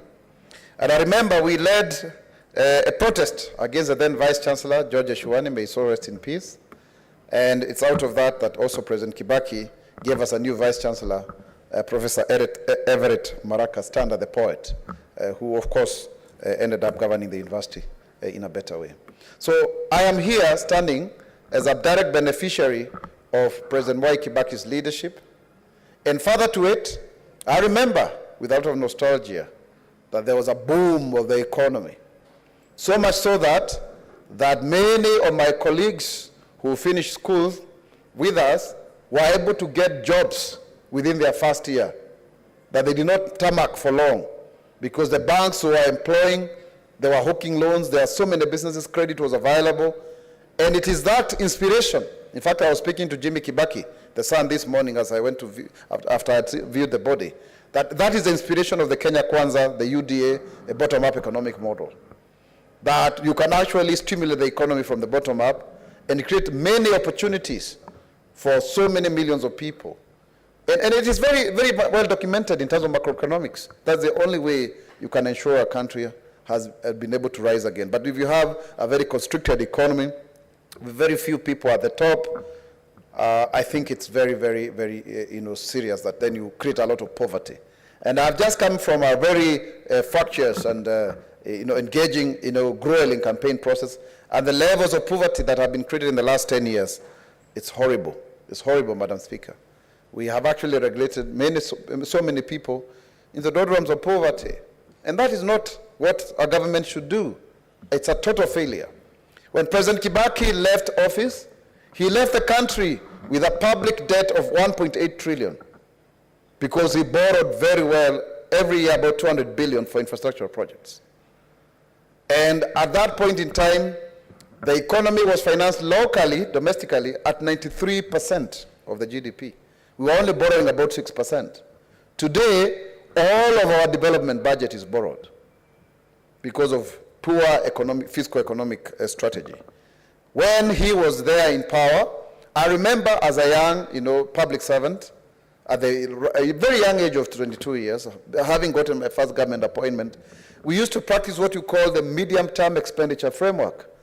This was a 3-year budgeting cycle so that you would know your resource envelope 3 years in advance in terms of it was incremental. Today, it's yearly, and about 8,000 government projects have yet to be implemented because they are whimsical. And I remember the president saying, when he took over power in 2003, that the country shall not be led under the whims of an individual. He believed in the rule of law. And as a result, Madam Speaker, he promulgated the new constitution in 2010. He never felt the embarrassment as to the loss in 2005 no referendum that he lost actually to his erstwhile political nemesis in government and allies, led by Raila Odinga, he still kept the fire burning. And it is actually rumored and documented, actually, he was ready to relinquish power because he was a Democrat in 2007 until some forces prevailed upon him. And of course, there was the Grand Coalition government. But even then, he was very witty, an intelligent man, because when he constituted his first cabinet, he only appointed 17 members of the cabinet, I can remember very well, and left the other 17 to the then opposition. Even if the cabinet later on was, increased to 42 odd members, so that then we could be able to have ODM and PNU coalition, get into power. He's a president who never really, glorified himself. He removed his face from the currency even before this current constitution so provided. The only currency that bears his portrait is a 40 bob, coin, just because it was a new one. But otherwise, he refused to have himself named after every other thing that he launched. And for that, we remain grateful to him. In fact, even as recently as I think 1 or 2 years ago, he was approached to have the Odaya Referral Hospital named after him, but he actually recommended it be named Kenyatta National Hospital Annex. That's a great man. I think all of us would run at the slightest opportunity to name anything after ourselves because we feel that is the only way we can be remembered. So President Mwai Kibaki, the great economist, the great orator, who I think in 1982 was named in the Times magazine as one of the 100 greatest leaders. For sure, he lived up to this expectation. At some point, of course, people were disillusioned with his leadership because maybe in the way in which he spoke. I think he was very intelligent because people may have taken him for a fool because of the manner he presented himself in public, but that made him to survive the longest. He survived many people. At some point, he was called a perennial fence-eater. In fact, he was called a general Kigwea, but he finished last and he finished strong. I am happy that if you look at the biblical years of 70 years, he actually became president at the age of 72. And so therefore, he has lived his life to the full at the age of 90, almost 91, to see to it even that his successors, almost at the tail end of his successor, President Uhuru Kenyatta, who he also happened to have had the privilege of being his godfather upon his baptism. So President Mwai Kibaki then was a star, because that is to mean the first President Jomo Kenyatta must have identified that he had a great future as to occasion a situation where he would be the godfather of his own son. So this is a great man from the word go. Not a typical politician per se. He borders on the academic, Madam Professor Speaker, because you see he was plucked from Makerere University. In fact, very interestingly, Jaramogi Oginga Odinga was impressed by the manifesto of the then ruling party under Milton Obote in Uganda. And he asked, you have a very good manifesto. He said, actually, it's not us who did it. There's a young Kenyan in Makerere who did it. It happened to be Mwai Kibaki. So Mwai Kibaki is the one who had actually made the manifesto of the then ruling party, for Milton Obote's government. And that is how Jaramogi Oginga, I beg your pardon, was able to invite him to become the executive officer of the then KANU party, and he rose to become, an executive officer stroke permanent secretary, and he rose from there up. He's a man we can see who was able to change with the times. When he couldn't secure Donholm, Bahati that time, he moved to Nyeri, and he formed his base very well. When he couldn't take it in, I think he still stayed and waited for the opportune moment to start his DP party. I can imagine the embarrassment he went through when he had to be dropped as the vice president, and he was still retained in cabinet as Minister for Health. It must have been a very trying moment. He stayed for 10 good years in the opposition. I wonder whether he would have become a good president, Madam Speaker, had he not stayed in the opposition for those 10 good years. I think it's a question of seasoning. So that then, by the time he became president, then he knew the suffering of Kenyans, because if you live in this bubble of leadership after leadership, you may actually be bereft of the realities of the people that you want to lead. So I think he was meant for the moment. I'm afraid under the Jubilee administration that I have served and I've campaigned very seriously for, we've rolled back the economic gains. that he had made. If we had continued with that legacy, we've actually we've eaten it off, and we are about 15 years back where we were before.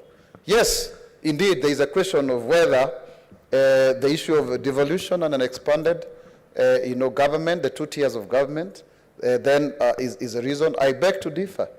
Because I remember President Kibaki struggling with the new governors led by Alfred Mutua and others who were then vocal, by him insisting that we are a unitary government. It's only that in the expansionist empire building behavior of public servants, we didn't scale down what had been devolved as to occasion a reduction of government expenditure at the national level. Why, for example, today would 98 billion be used at the national headquarters of the Ministry of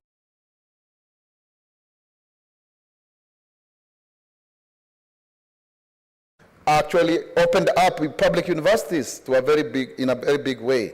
And it's out of that we have had so many people graduate. The quality may be arguable, but at least today, so many people have gotten degrees that they would not have otherwise gotten. So he was very futuristic in terms of education. And as someone may have said earlier on, Kimani Maruge, an 84-year-old man, showed up in school. In fact, Bill Clinton, former president of America, when he was asked who he wanted to meet, he said, I want to meet Mwai Kibaki. Because when he became president, he actually provided free education, and 1 million children showed up in classroom, in school. And he came all the way from America to come and have a chat with President Mwai Kibaki. I also remember him being hosted in Washington by the then President George Bush. It was very, very important that the Democratic Party leader was an icon of democracy. Is a man that even if we look at the current celebrations, they are not overrated and are being outdone like the way it has been done before on other people. And that in itself, that mien, that quiet, demeanor is very, very important. I was speaking to Jimmy Kibaki today, and he told me that it is the first time that he's stepping in parliament today, for the first time, this time, because even when his father had served here for 10 terms, 50 years, he never allowed public service to be mixed with family. And that's the reason why that even he stayed at State House, so that he could have more time with his family, and so that grandchildren could visit him. So he separated family and public office, something that maybe some of us are not very good at doing. And it's a lesson that we may want to learn from him, so there's some form of stability going forward. So, Madam Speaker, I stand here tall, happy that we have a role model that we can look up to, someone who put the country first, and he was paid for it. The journey was arduous, it was treacherous. He had to really wait for so long to become president. He was bypassed by so many people who looked better and good than him, but still, the hand of God still made sure that he became the best president that I can say confidently here, out of the 4 presidents. He shines, he stands tall, he's a man who really, should be emulated. I want to end by a story that I read, a friend of mine was telling me about, that he was a policeman at State House, but he had taken a whole night watching football and he was fatigued. And he decided to sleep in a banana plantation at State House, one of the quarters, because it's a big piece of land. And then when he was sleeping, he only woke up when somebody tapped on him, only to find the commander-in-chief was asking, where unajificha hapa? And they had a very good conversation, but he still let him to go and asked him, are you happy because I have increased the salary for the policemen? He made a lot of police reforms. And finally, Madam Speaker, the 2010 Constitution that he promulgated, that has mentioned persons with disabilities 18 times, is the same Constitution that has enabled me to stand here today, first in the 11th Parliament as a nominated member of the National Assembly, and today as a nominated senator. It is the same Constitution when I was being illegally removed from the Senate that defended me under the rule of law, and after 7 months I was able to come back to finish my term. I thank God for President Emilio Stanley Mwai Kibaki, a great man who lived in this country. May his soul rest in eternal peace. Thank you. Thank you, Senator. Honorable Senators, we still have 5 members, and we have slightly less than an hour. I'm just saying that because there was no limitation that was given at the beginning, so we cannot start limitation now. But I want you to be conscious so that you be fair to one another. Senator Halaga of Shiro Soka. Thank you very much, Madam Speaker. Madam Speaker, I rise to eulogize our third president, President Emilio Mwai Kibaki, and as we grieve for our third president, His Excellency Emilio Mwai Kibaki, we should honor his memory and celebrate his life, which life is really rich in family, but more importantly, even rich in achievements. His towering achievements, Madam Speaker, have been spoken about by everybody here in this House. But for some of us that come from Northern Kenya, I think if we were to list some of the things that the third president achieved, would be so proud as to say that he linked us to Kenya proper. How did he link us to Kenya proper? There was a time that beyond Isiolo, which is my county, you could not really come beyond Isiolo going towards Marsabit County. There were no roads at all. But during Kibaki's tenure as the third president of the Republic of Kenya, he connected the Great North to what we had previously called ourselves not Kenyans proper. So we honor his life, we honor his legacy of towering achievements that has been said by all of the colleagues, from education, free primary education, to expanded higher education, to great infrastructural developments that today our economy runs on, to a lot of other things that he did in this country. We celebrate his life.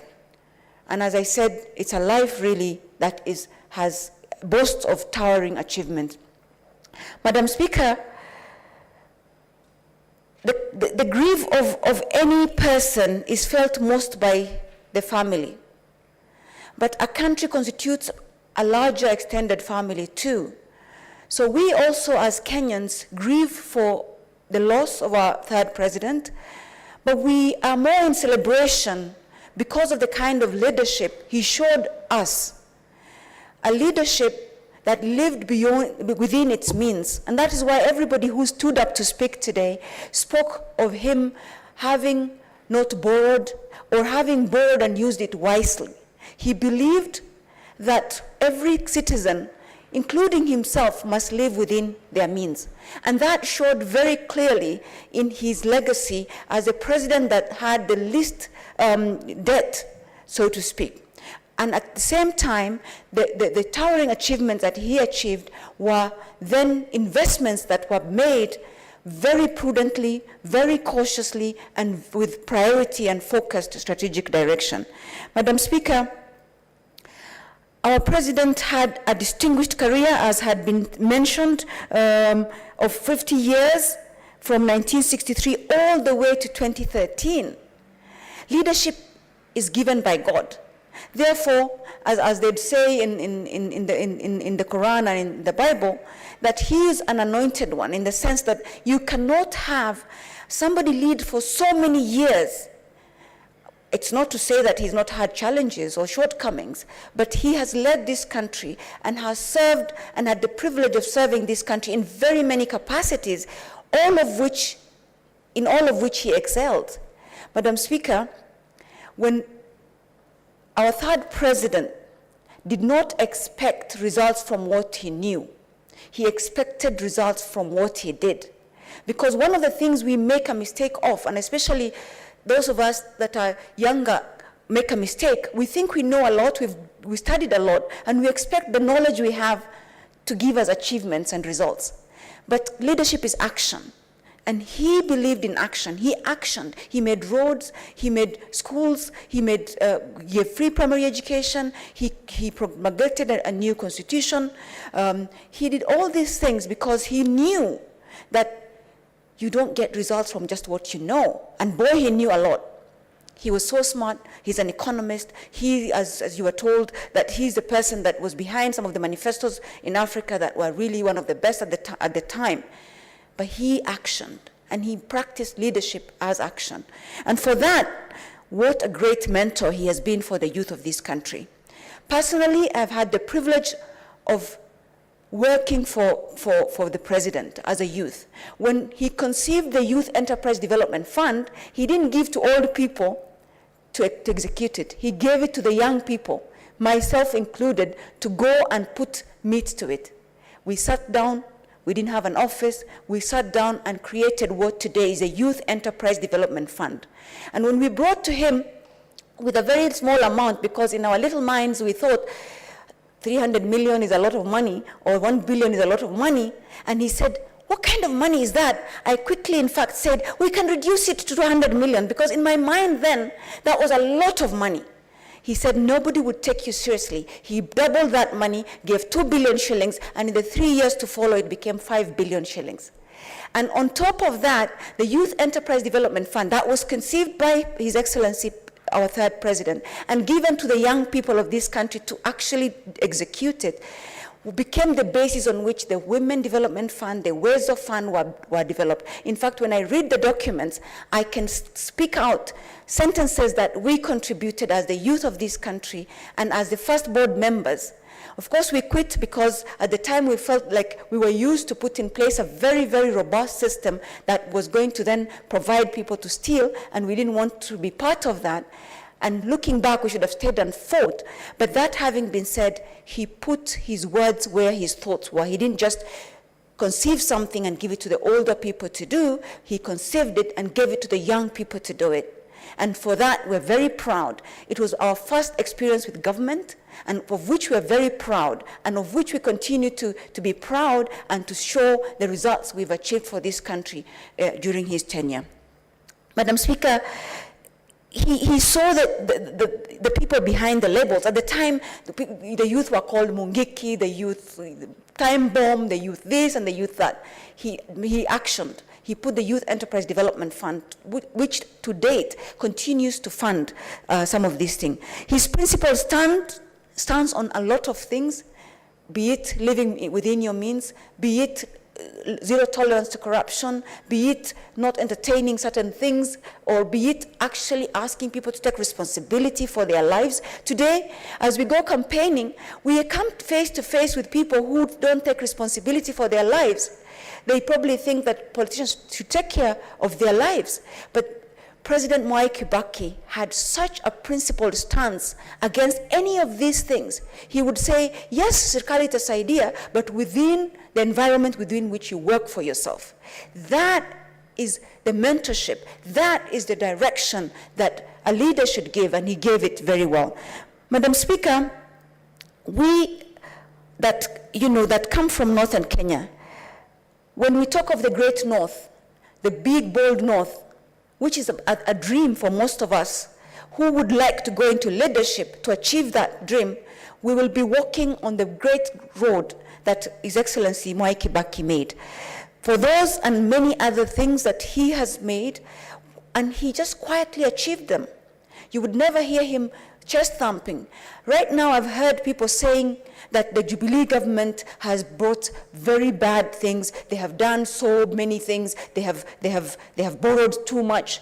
The Jubilee government, in my mind, the Jubilee government is Uhuru Ruto. We campaigned for Uhuru Ruto. It is not just Uhuru alone. So if there's any responsibility, the two should take responsibility for it, and nobody should apportion blame and take credit at the same time. That cannot be. And so even as we eulogize our third president, who has, as I said, who has created a lot of, who has achieved quite a lot, and who has, in the last 50 years of his service to humanity and his service to the country, has the privilege of public service, but he did justice to it. Because today's public service is a shadow of what it should be.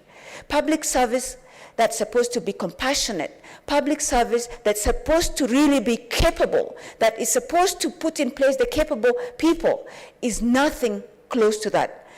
We are relying on other measures of public service, but he embodied the public service that is a privilege to serve, the public service that should be delivered with compassion, the public service that should be given to capable people to achieve great things, the public service that believes in action, that achieves results for the most vulnerable of this society.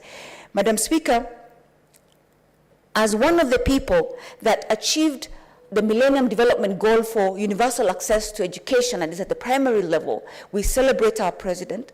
We celebrate this country for producing such an outstanding leader. Because right now, with the failure of nerve of leadership, with the crisis of leadership that we experience, today I hope his death and his legacy that is now been revived in his death will remind us as we aspire to leadership that we should emulate him. We should walk in his giant feet. Madam Speaker, I know a lot of my colleagues were saying they don't aspire to be presidents and therefore are asking other people aspiring to be president. Those of us, I cannot rule out aspiring to be a president because I'm following in the footsteps of such giants. And what should stop us from actually aspiring to be president? If we have that canvas, if we have that rubric that has been provided to us by our forefathers, President Kenyatta, President Daniel Arap Moi, President Mwai Kibaki, all of whom have shown us what public service should look like, what selfless service should look like. And therefore, without belaboring too much and without repeating all the good things that have been said, I would like to, on behalf of the people of Isiolo, whose voice we in Parliament are, on behalf of my own family, whose voice we are, on behalf of the people of the Great North, where I come from, I would like to say pole sana to our third president and his family, and look forward to the people of Kenya, because his death is coming at a very opportune time for us to make sure that we emulate him, and that we, as we aspire to greater office, to walk in his footpath, and to then serve this country with diligence, with compassion, with all the capabilities that we have, but more importantly, with love. Rest in peace, our third president, and may God continue to bless this country. Madam Speaker. Thank you, Senator. Senator Milgo, Alice Chepkorir.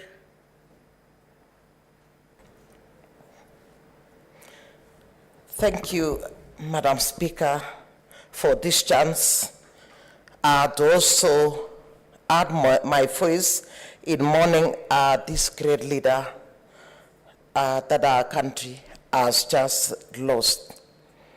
The leader was distinguished himself to serve his people and to serve this country diligently.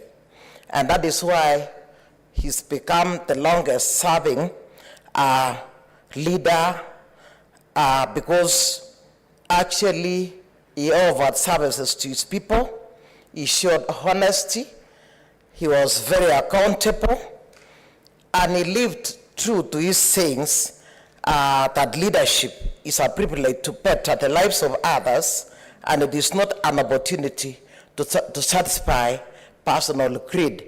I'm sure this long service, if he was like some of the leaders that we've seen around, he would be one of the billionaires that we would be having right now.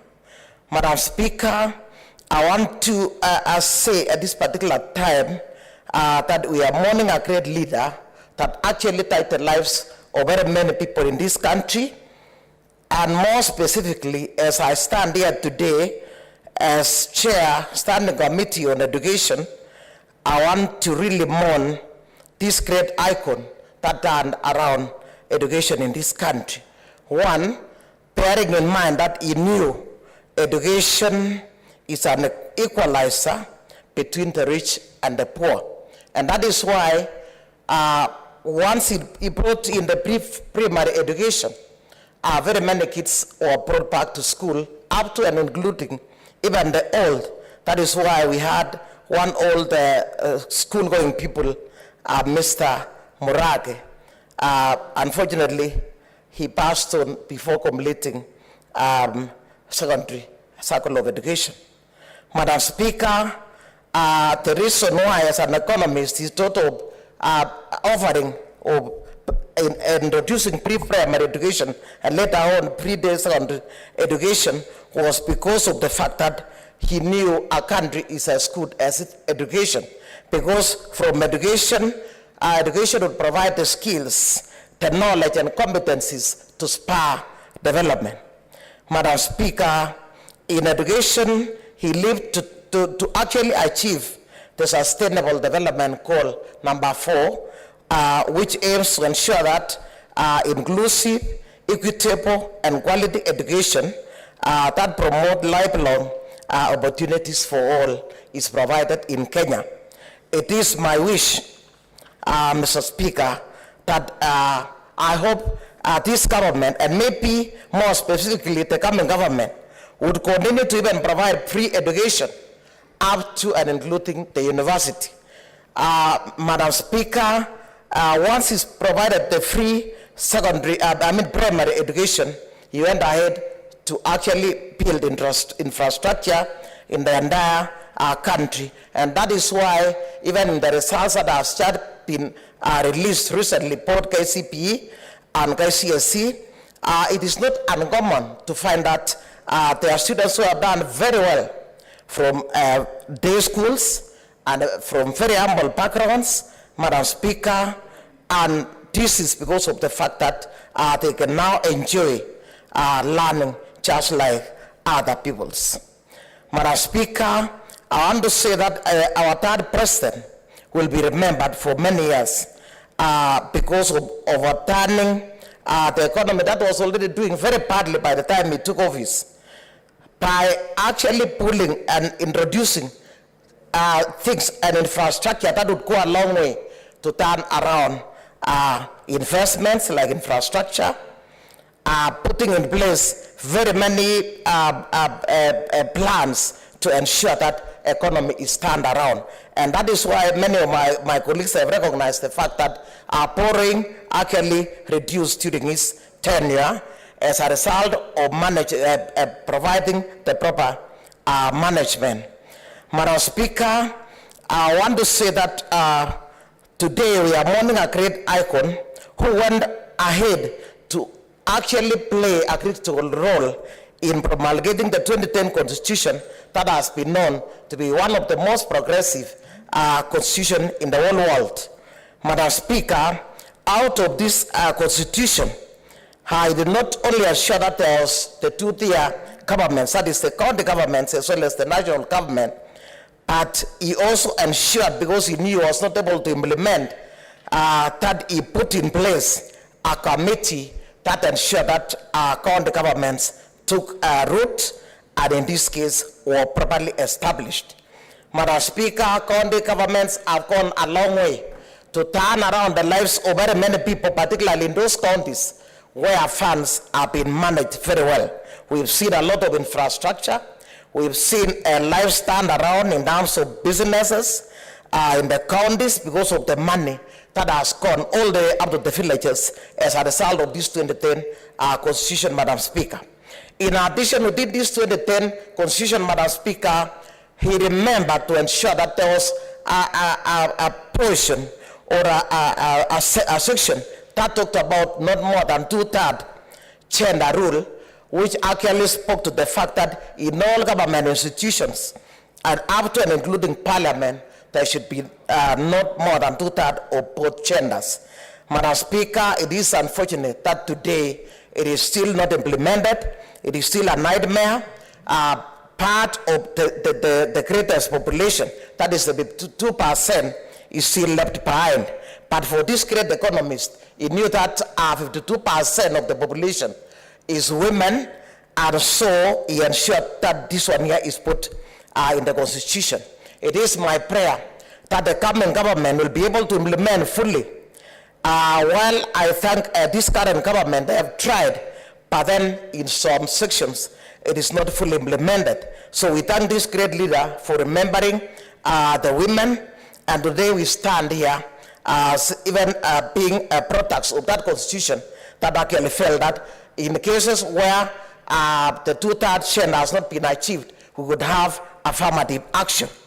Madam Speaker, President Kibaki went ahead to actually oversee the creation of Vision 2030, which has gone to become a blueprint that is a focal point of reference wherever we are talking about any development. And in this case, Madam Speaker, if government will be able to stick to this, I'm sure this government will be turned around, and in a short while, there will be very many developments. Madam Speaker, President Kibaki today, our third president, will go down in record books of history as a great man. Many of the leaders that we are seeing today came out of his mentorship. I remember during his time, even the CSS was given the free time, the opportunity to exercise, to use their skills and manage the various ministries in the way they knew. And in this case, it would come back, particularly if anyone messed up, and he would not take it very lightly.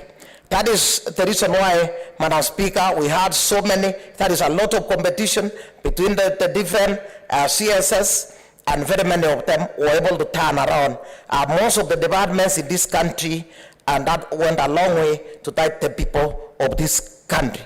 Madam Speaker, President Kibaki will be remembered for turning around very many issues in this country. Madam Speaker, he tied the youths in terms of ensuring that he even brought the border, that it is my prayer that border sector will be ordered so that this one will continue to be a well-managed institution, because it has actually assisted our youths. Because as you know, Madam Speaker, right now, 75% of our youths that we are churning out of school every year are not employed. But then the border sector has actually assisted them. In addition to that one, President Kibaki also ensured that there was money provided not only for the youth, but also for the women to be able to turn around the economy in this country. Madam Speaker, today we are mourning a great icon, a leader that distinguished itself to actually be recognized not only in Kenya, but all over the world as being a no-nonsense president. And if in this case somebody would even emulate his steps and his actions even a quarter way, I'm sure would have even better things going on in the various countries and even in this the region at large. Madam Speaker, I want to say there are many things that our president did. I do not want to even forget to mention CDF. I remember one time when people asked the money as he was writing in some place along Bomet County, people stood to ask him money, and they said, "What is the money for? Go back and walk." And then he came back and turned back the money that used to be given out along the roads, Madam Speaker, into CDF. CDF Kitty has done so much. It has changed the lives of people, and we are saying the only thing that is only lacking is the fact that corruption since gone very high. I think we only need management. Otherwise, you put in place the infrastructure, the very many functions that only needs to be managed. Otherwise, it will go a long way to actually help our people. Madam Speaker, I do not want to go on for a long time. We cannot even, time is not even enough to enumerate many things that this third president of the Republic of Kenya did.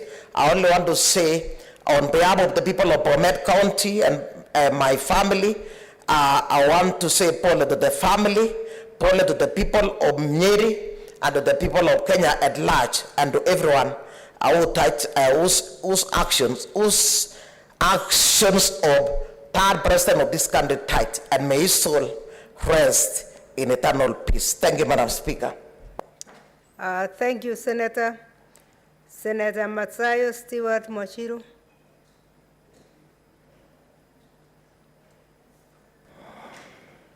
Asante Bispika kwa kunipa fursa hii. Bispika, kitu cha kwanza nataka niungane na wewe Bispika kwa kupeleka rambirambi zangu, familia na hususan watu wangu wa Kilifi walionipa nafasi hii kuwakilisha ndani ya bunge la Senate. Nataka kupeana rambirambi zangu kwa watu wa Nyeri, Othaya na familia ya mwenda zake marehemu Mwai Kibaki. Bispika, kitu cha maana cha kumkumbuka marehemu ni kwamba marehemu alikuwa mshupavu wa mambo ya kudebate katika bunge, na ni kwa sababu hiyo Bi Spika, tunaona ya kwamba katika historia ya wanasiasa waliokuwa katika bunge, yeye alikuwa mmoja wao kwa kipaumbele, kwa sababu alikuwa ndani ya hili bunge kwa zaidi ya miaka 50. Bi Spika, wewe na mimi tunaweza kuelewa ya kwamba kuketi kwa hili bunge kwa miaka 50 ni kwamba umechaguliwa mara 10 kuingia hapa ndani ya bunge na wananchi wako. Kwa hiyo nataka kumpatia kongole vile vile kwa mfano wake mzuri sana kuweza kuchaguliwa na watu wake ama wa Kenya kuregeshwa ndani ya bunge kwa miaka kwa kupigiwa kura mihula 10. Ikiwa mhula mmoja ni miaka 5, mihula 10 inakuwa miaka 50. Ambalo ni jambo sisi wengine hatujui kama tunaweza kulifanya hilo, kwa sababu ya ujasiri wake aliweza kufanyiwa hivyo. Bi Spika, cha kwanza lazima tuzingatie huyu Mheshimiwa Mwai Kibaki alikuwa mtu wa aina gani. Bi Spika, tunaona ya kwamba alikuwa yeye ni mtu alisomea shahada ya uchumi. Bi Spika, wakati ule akisomea shahada ya uchumi ilikuwa ni watu kidogo sana ambao walikuwa wako na hizi shahada, na yeye katika ulimwengu alikuwa mmoja wapo aliyetambuliwa kwamba yeye taaluma yake aliyonayo ya uchumi inaweza kumfanya akawa kiongozi ama akaweza kusaidia ile nchi ambayo ametoka. Bi Spika, tunakumbuka katika hali hiyo hiyo ya uchumi alipochukua hatama ya uongozi, mabanki yalifungua milango, watu walikuwa wakiitwa kuenda kuchukua pesa, lakini tunaona kabla yeye ilikuwa pia kupata loan ni vigumu. Baada ya yeye tumerudi pale pale, kupata loan ni vigumu, ama kupata pesa kutoka kwa manyumba ya pesa, bank zile ni vigumu. Lakini jambo la kushangaza ni kwamba wakati wa Kibaki hata kwa magazeti walikuwa wanachapisha, wanasema kama una haja na pesa kuja uchukue. Nakumbuka wakati huo economy ilikuwa nzuri kwa sababu watu waliweza kujifaidisha ama kujinufaisha kwa kuchukua mikopo, kwa sababu uchumi ulikuwa bora, watu waliweza kuendelea. Bi Spika, nataka kuja tu kusema kwamba mimi mwenyewe nilifanya kazi na Kibaki kwa muda wa miaka 3. Tulifanya kazi karibu sana na yeye. Nikisema hivyo ni kwa sababu mimi nilipokuwa chaguliwa kama mwenyekiti wa shirika la ukulima katika Kenya, Kibaki ndio aliweza kuingia ndani akawa rais wa Jamhuri ya Kenya. Na ni wakati huo ndio tulikutana wakati wa maonyesho ya ukulima yanayofanywa katika Kenya yetu kila mahali. Kwa hiyo tulizunguka na yeye, mimi nikiwa kama mwenyekiti wa shirika la wakulima na yeye akiwa rais wa Jamhuri ya Kenya na patron kilele cha wakulima wa Kenya. Ikiwa yeye akiwa kama patron, ilikuwa inabidi yeye wakati wote tukiwa na show za kitaifa za ukulima, yeye lazima aje aweze kufungua ile maonyesho kirasmi.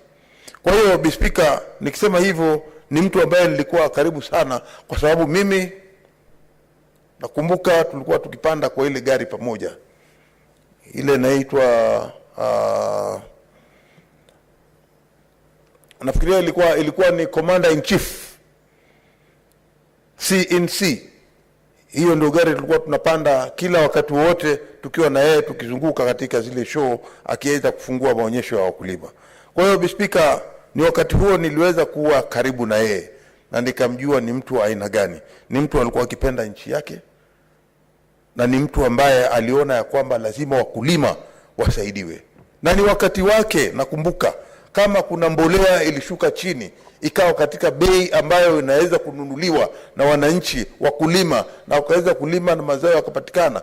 Wakati wa Kibaki kulikuwa hakuna njaa, kulikuwa hakuna bala njaa vile watu wanakufa namna hii siku hizi, kwa sababu yeye alifungua huo uchumi, na alafu akaweza kuwapatia wakulima fertilizers ama hizi mbolea na kwa bei nafuu, ili waweze kuweka mambo ya ukulima upande wa mbele na nchi iwe na chakula cha kutosha.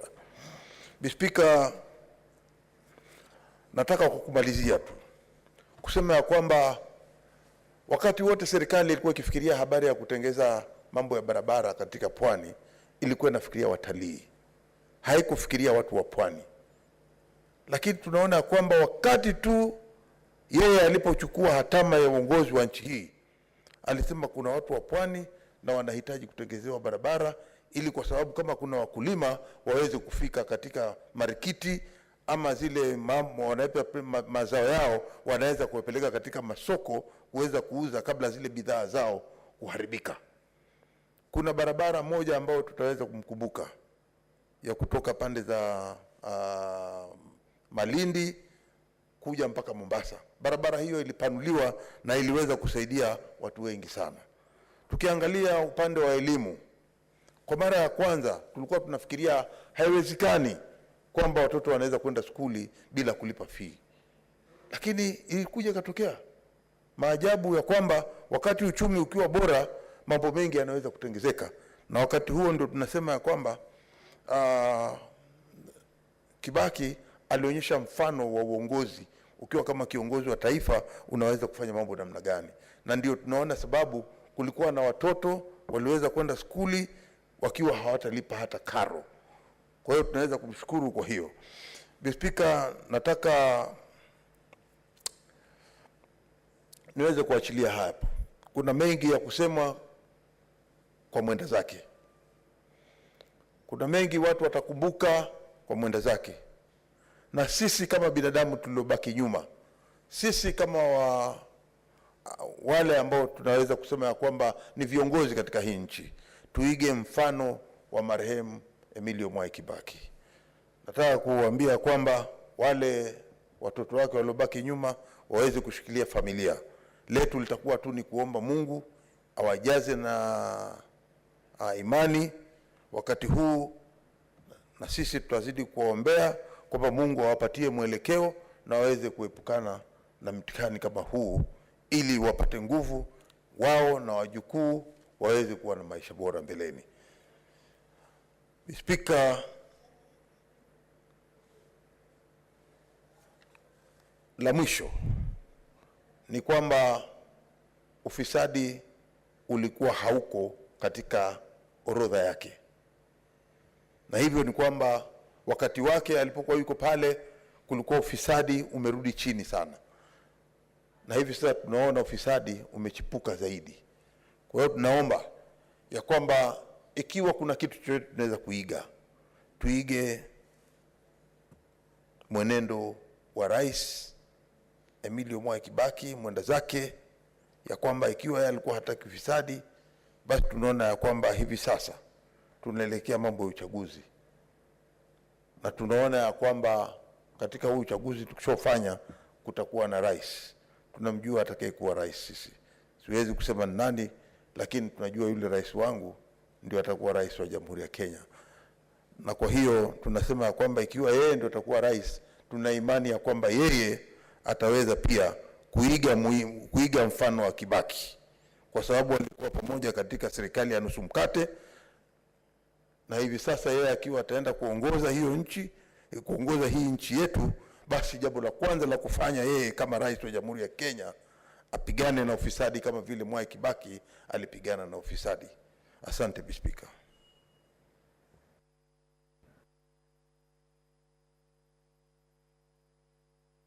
Wachila yako.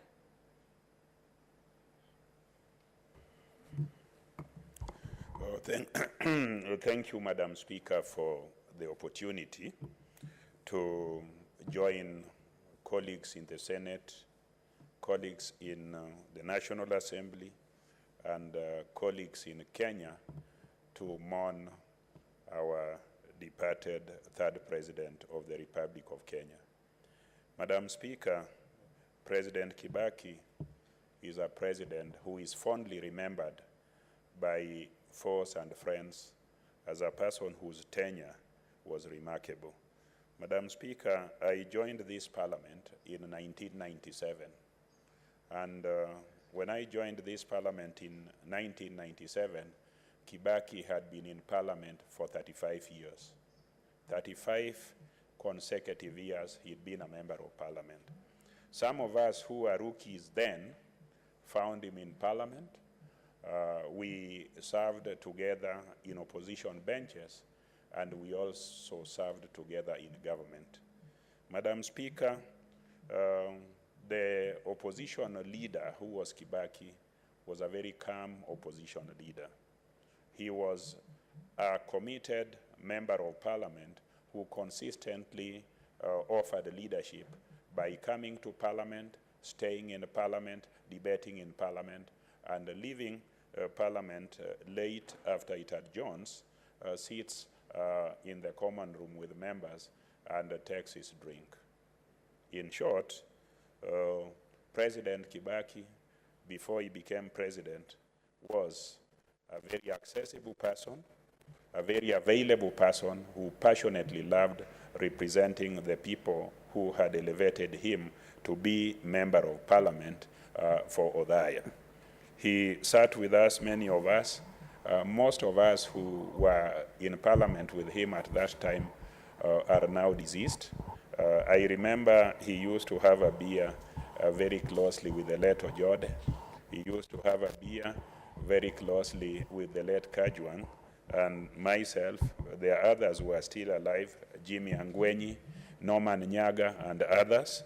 And he never talked much when we were outside parliament, and still he never talked much when we were inside the chambers. But he kept us company and was marveled at the excitement that young people brought around him as a member of parliament.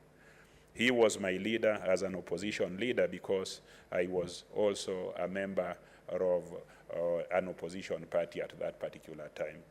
I had the privilege at that particular time of being the chairman of Public Investments Committee of the National Assembly, and he was the chairman of the Public Accounts Committee of Parliament, and we had sittings at almost the same time, and after those sittings, we would sit together, listen to anecdotes from him, and also he would listen to us and understand more from us about the areas that we were representing and what was going on there.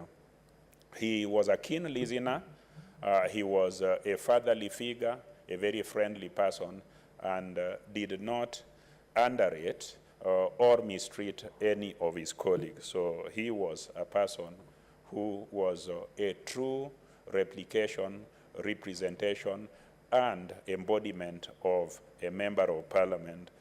He did not treat anybody with disdain. He did not treat anybody with hostility. He was always available for colleagues who wanted his counsel. When I joined Parliament at that particular time, Parliament was the 23rd department of the Office of the President. We had very little by way of salaries. We had absolutely no autonomy. President Kibaki, then as the official leader of the opposition, did not agitate much for anything, but keenly listened to how we were structuring our reforms, the reforms that have led to the autonomy and the independence of parliament that we enjoy today. That reform movement that had been initiated by backbenchers of parliament at that time was led by one Castro Peter Olo Aringo, and it comprised a team that had Jimmy Angwenyi, myself, Norman Nyaga, and other members who may not be members of parliament today, and had the counsel and support of the leader then, President Kibaki. There was a time that we had the eagerness, the excitement of trying to increase our salaries. And when we had brought the motion to Parliament and it went through, then it came to the calculations of what was supposed to be truly ours.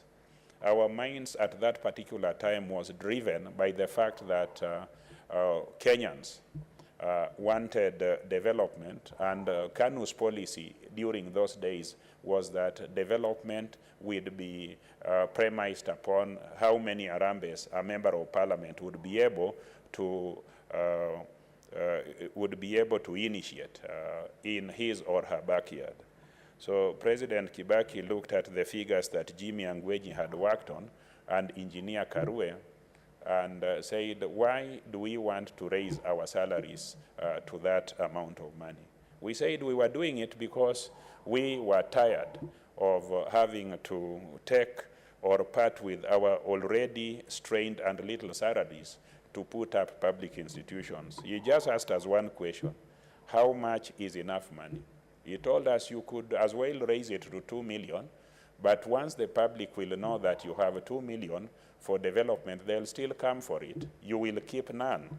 So he advised us that raise it modestly, but think of a way that constituencies will have a fund that is dedicated for public development.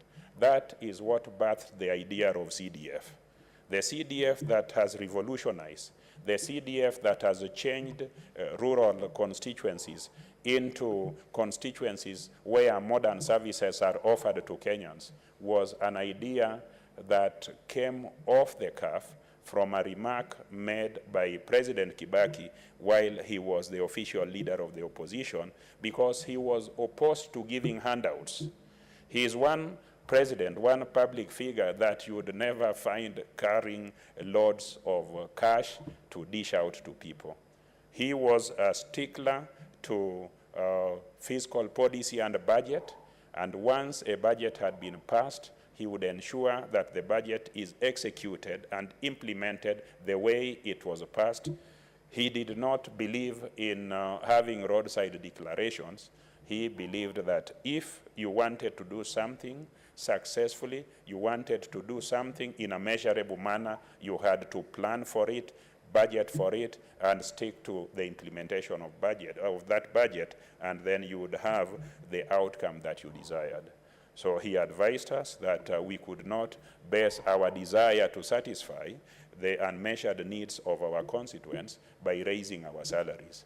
He advised that we needed to have a fund, and we today have that fund, courtesy and accolade to the departed president that we are giving, or we are eulogizing today. So, Madam Speaker, he was a great person in terms of management. He was a great person in terms of discipline.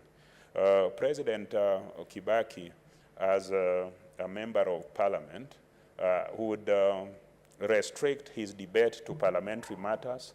He would always be orderly. And Madam Speaker, for the period that we were together in Parliament, and for the period that I have cared to research about Parliament, he is one, and I think one and only member of Parliament who had never been called to order by the Speaker. He was orderly. I am yet, and I can challenge any of us to research the Hansard and find any instance where the Speaker had to look at the standing orders and rule him out of order. He was an avid reader. He was a thorough debater and a stickler to the rule of law and adherence to the standing orders. When we were in Parliament, because of the heated exchanges that we had in Parliament as we were trying to match the ruling party, KANU, at that particular time, most of us had to talk loudly. Most of us had to dramatize many things in order to catch the eyes of the Speaker. But the late president, as an opposition leader, never needed to do that. He was always calm, and I think his points, his arguments were so powerful that he didn't need any drama to make his point. And I want to advise those who are joining Parliament today, those who will join it after August, not to be rowdy and disorderly in order to be understood. They should emulate the behavior, the character, and the qualities exhibited by the departed president, that let your points be persuasive, let your points, let your arguments be authoritative. You may not need to be vocal, because vocality at times may not be heard, but you need to be persuasive, incisive, and very clear in what you want to be understood. And that's what he did. So for members of parliament, his parliamentary tenure before he became the head of the executive was exemplary. And I think those of us who want to stay in parliament should look at that. Many will talk about him as president, but many should also look at him as a member of parliament. One of my colleagues here, Senator Wambua of Kitui, indicated with the concurrence of Senator Wetangula that he is probably the longest serving member of Commonwealth. Well, that is a high achievement, but it's not correct. Although the person that he comes second to was an outstanding parliamentarian, Winston Churchill is the one who beats the record that President Kibaki set. Winston Churchill became a member of parliament in 1900 and served in parliament continuously, save for 1922 to 1924, up to 1966, serving for 61 years. So Kibaki comes second by serving for 50 years. The late President Moi served for 49 years. So you can see Kibaki, Moi, Winston Churchill are special people. They are special people because of the longevity of their tenure. They are special people because of their contributions to policy, legislation, and representation in the nations that they served. I think they are also special people because of the confidence that the people they represented had in them. For you to be elected consecutively and continuously for 10 terms, that is a milestone. To get it 2 terms, to get 3 terms, to get it 10 terms, I think you are a great person. If the Constitution had not limited the tenure of presidency or allowed a retired president to come back to parliament, I believe the people of Othaya would still have elected him unopposed because of the orderly manner, because of the structured manner in which, and the effective manner in which he represented his people. When it came to his tenure as president and a head of nation, he was a great person. I had the rare privilege of serving in his government as the first minister for energy, his minister for energy, and later as the minister for sports, culture, and social services. I did not canvass or lobby for that appointment, but I guess he picked on me because he saw promise, he saw honesty in me, and he really supported my tenure as a minister. I remember his commitment to Kenyans when I was his minister. I was a minister full of ideas. As a young person in early 30s, I thought that the world was in my pocket and I was atop the world. So I, at one time, brought a cabinet paper to President Kibaki full of English and full of what I would call bombastic language that was not very clear. Now that I look at it from a calm position, he looked at it and told me, Honorable Ochilo, just tell me 2 things. When will the cost of energy come down and be affordable to Kenyans? That's what he asked me. Said that all these nice words you have written here are nothing to Kenyans if the cost does not come down. So this work is very good, but when is the cost of energy coming down? So I went back to my ministry, looked at it, and that's when we came back with the idea of unbundling the energy sector.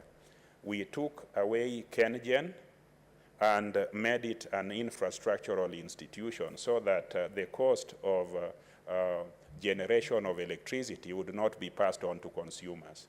We left KPLC as a distributing entity that was supposed to charge a modest revenue, and the cost came down and became stable. And President Kibaki became very happy about that. When it came to petroleum products, however much there was a pressure to place taxes on petroleum products, he was consistently saying that that is a no-go zone because that would increase the cost of energy and would affect the cost of living of Kenyans. So President Kibaki was very sensitive to something that would cost Kenyans more. He is a president we should have had today, this week, last week, this month, because nobody seems to know how to handle the rising cost of energy and energy products. And Kenyans are suffering everywhere. So President Kibaki at that time, when we had a crisis of similar proportion, did not go out there to talk. He acted and everything calmed down. So that is President Kibaki speaking loudly through his action, not speaking loudly through his noise. We all remember that he was at one time dropped as a vice president and made Minister for Health, a situation that other people could not countenance. I do not want to talk negatively about the late Simon Nyachai, with whom we also served, both in government and in opposition benches. Nyachai could not countenance being dropped as Minister for Finance and being assigned another ministry. Kibaki diligently served as Minister for Health, having been dropped from being Minister for Finance, being a Minister for Finance and also Vice President, and never complained about it. Here, in the current situation, you can see the loud and disruptive complaints that are coming from the office of the Deputy President on matters that we do not know. I think if Kibaki was the Deputy President now, he would keep it to himself, just like Moi kept it to himself, and the noise and misunderstanding that would be there in the government would not be used or visited on Kenyans like us and make us to suffer. Is my time up? I give you, for the convenience of the House, I'll give you your last 2 minutes. Thank you, Madam Speaker. Madam Speaker, just want to say in conclusion that the office of the President, not just in Kenya, is an awesome office. It is an office that everybody in the world looks up to, not just in Kenya, but in any nation where such executive authority is vested in an individual. Madam Speaker, it requires a person with emotional intelligence, it requires a person with even temper, it requires a person with unmatched magnanimity. President Kibaki, who we are eulogizing today, was such a person. He was a person who was never angry at his adversaries. He was a person who was never vindictive towards anybody. He was a person who, in spite of the fact that we parted ways in an unacrimonious way, did a lot to advance my career outside of politics and appointed me to various public positions and supported my career thereafter. I want to tell the family how sorry we are, I want to tell the nation how sorry we are, and I want to conclude by saying, may the good Lord rest his soul in eternal peace. Thank you, Madam Speaker. Thank you, Senator.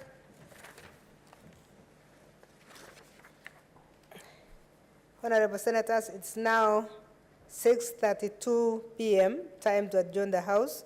The Senate therefore stands adjourned until Wednesday, 27th April 2022 at 2:30 p.m.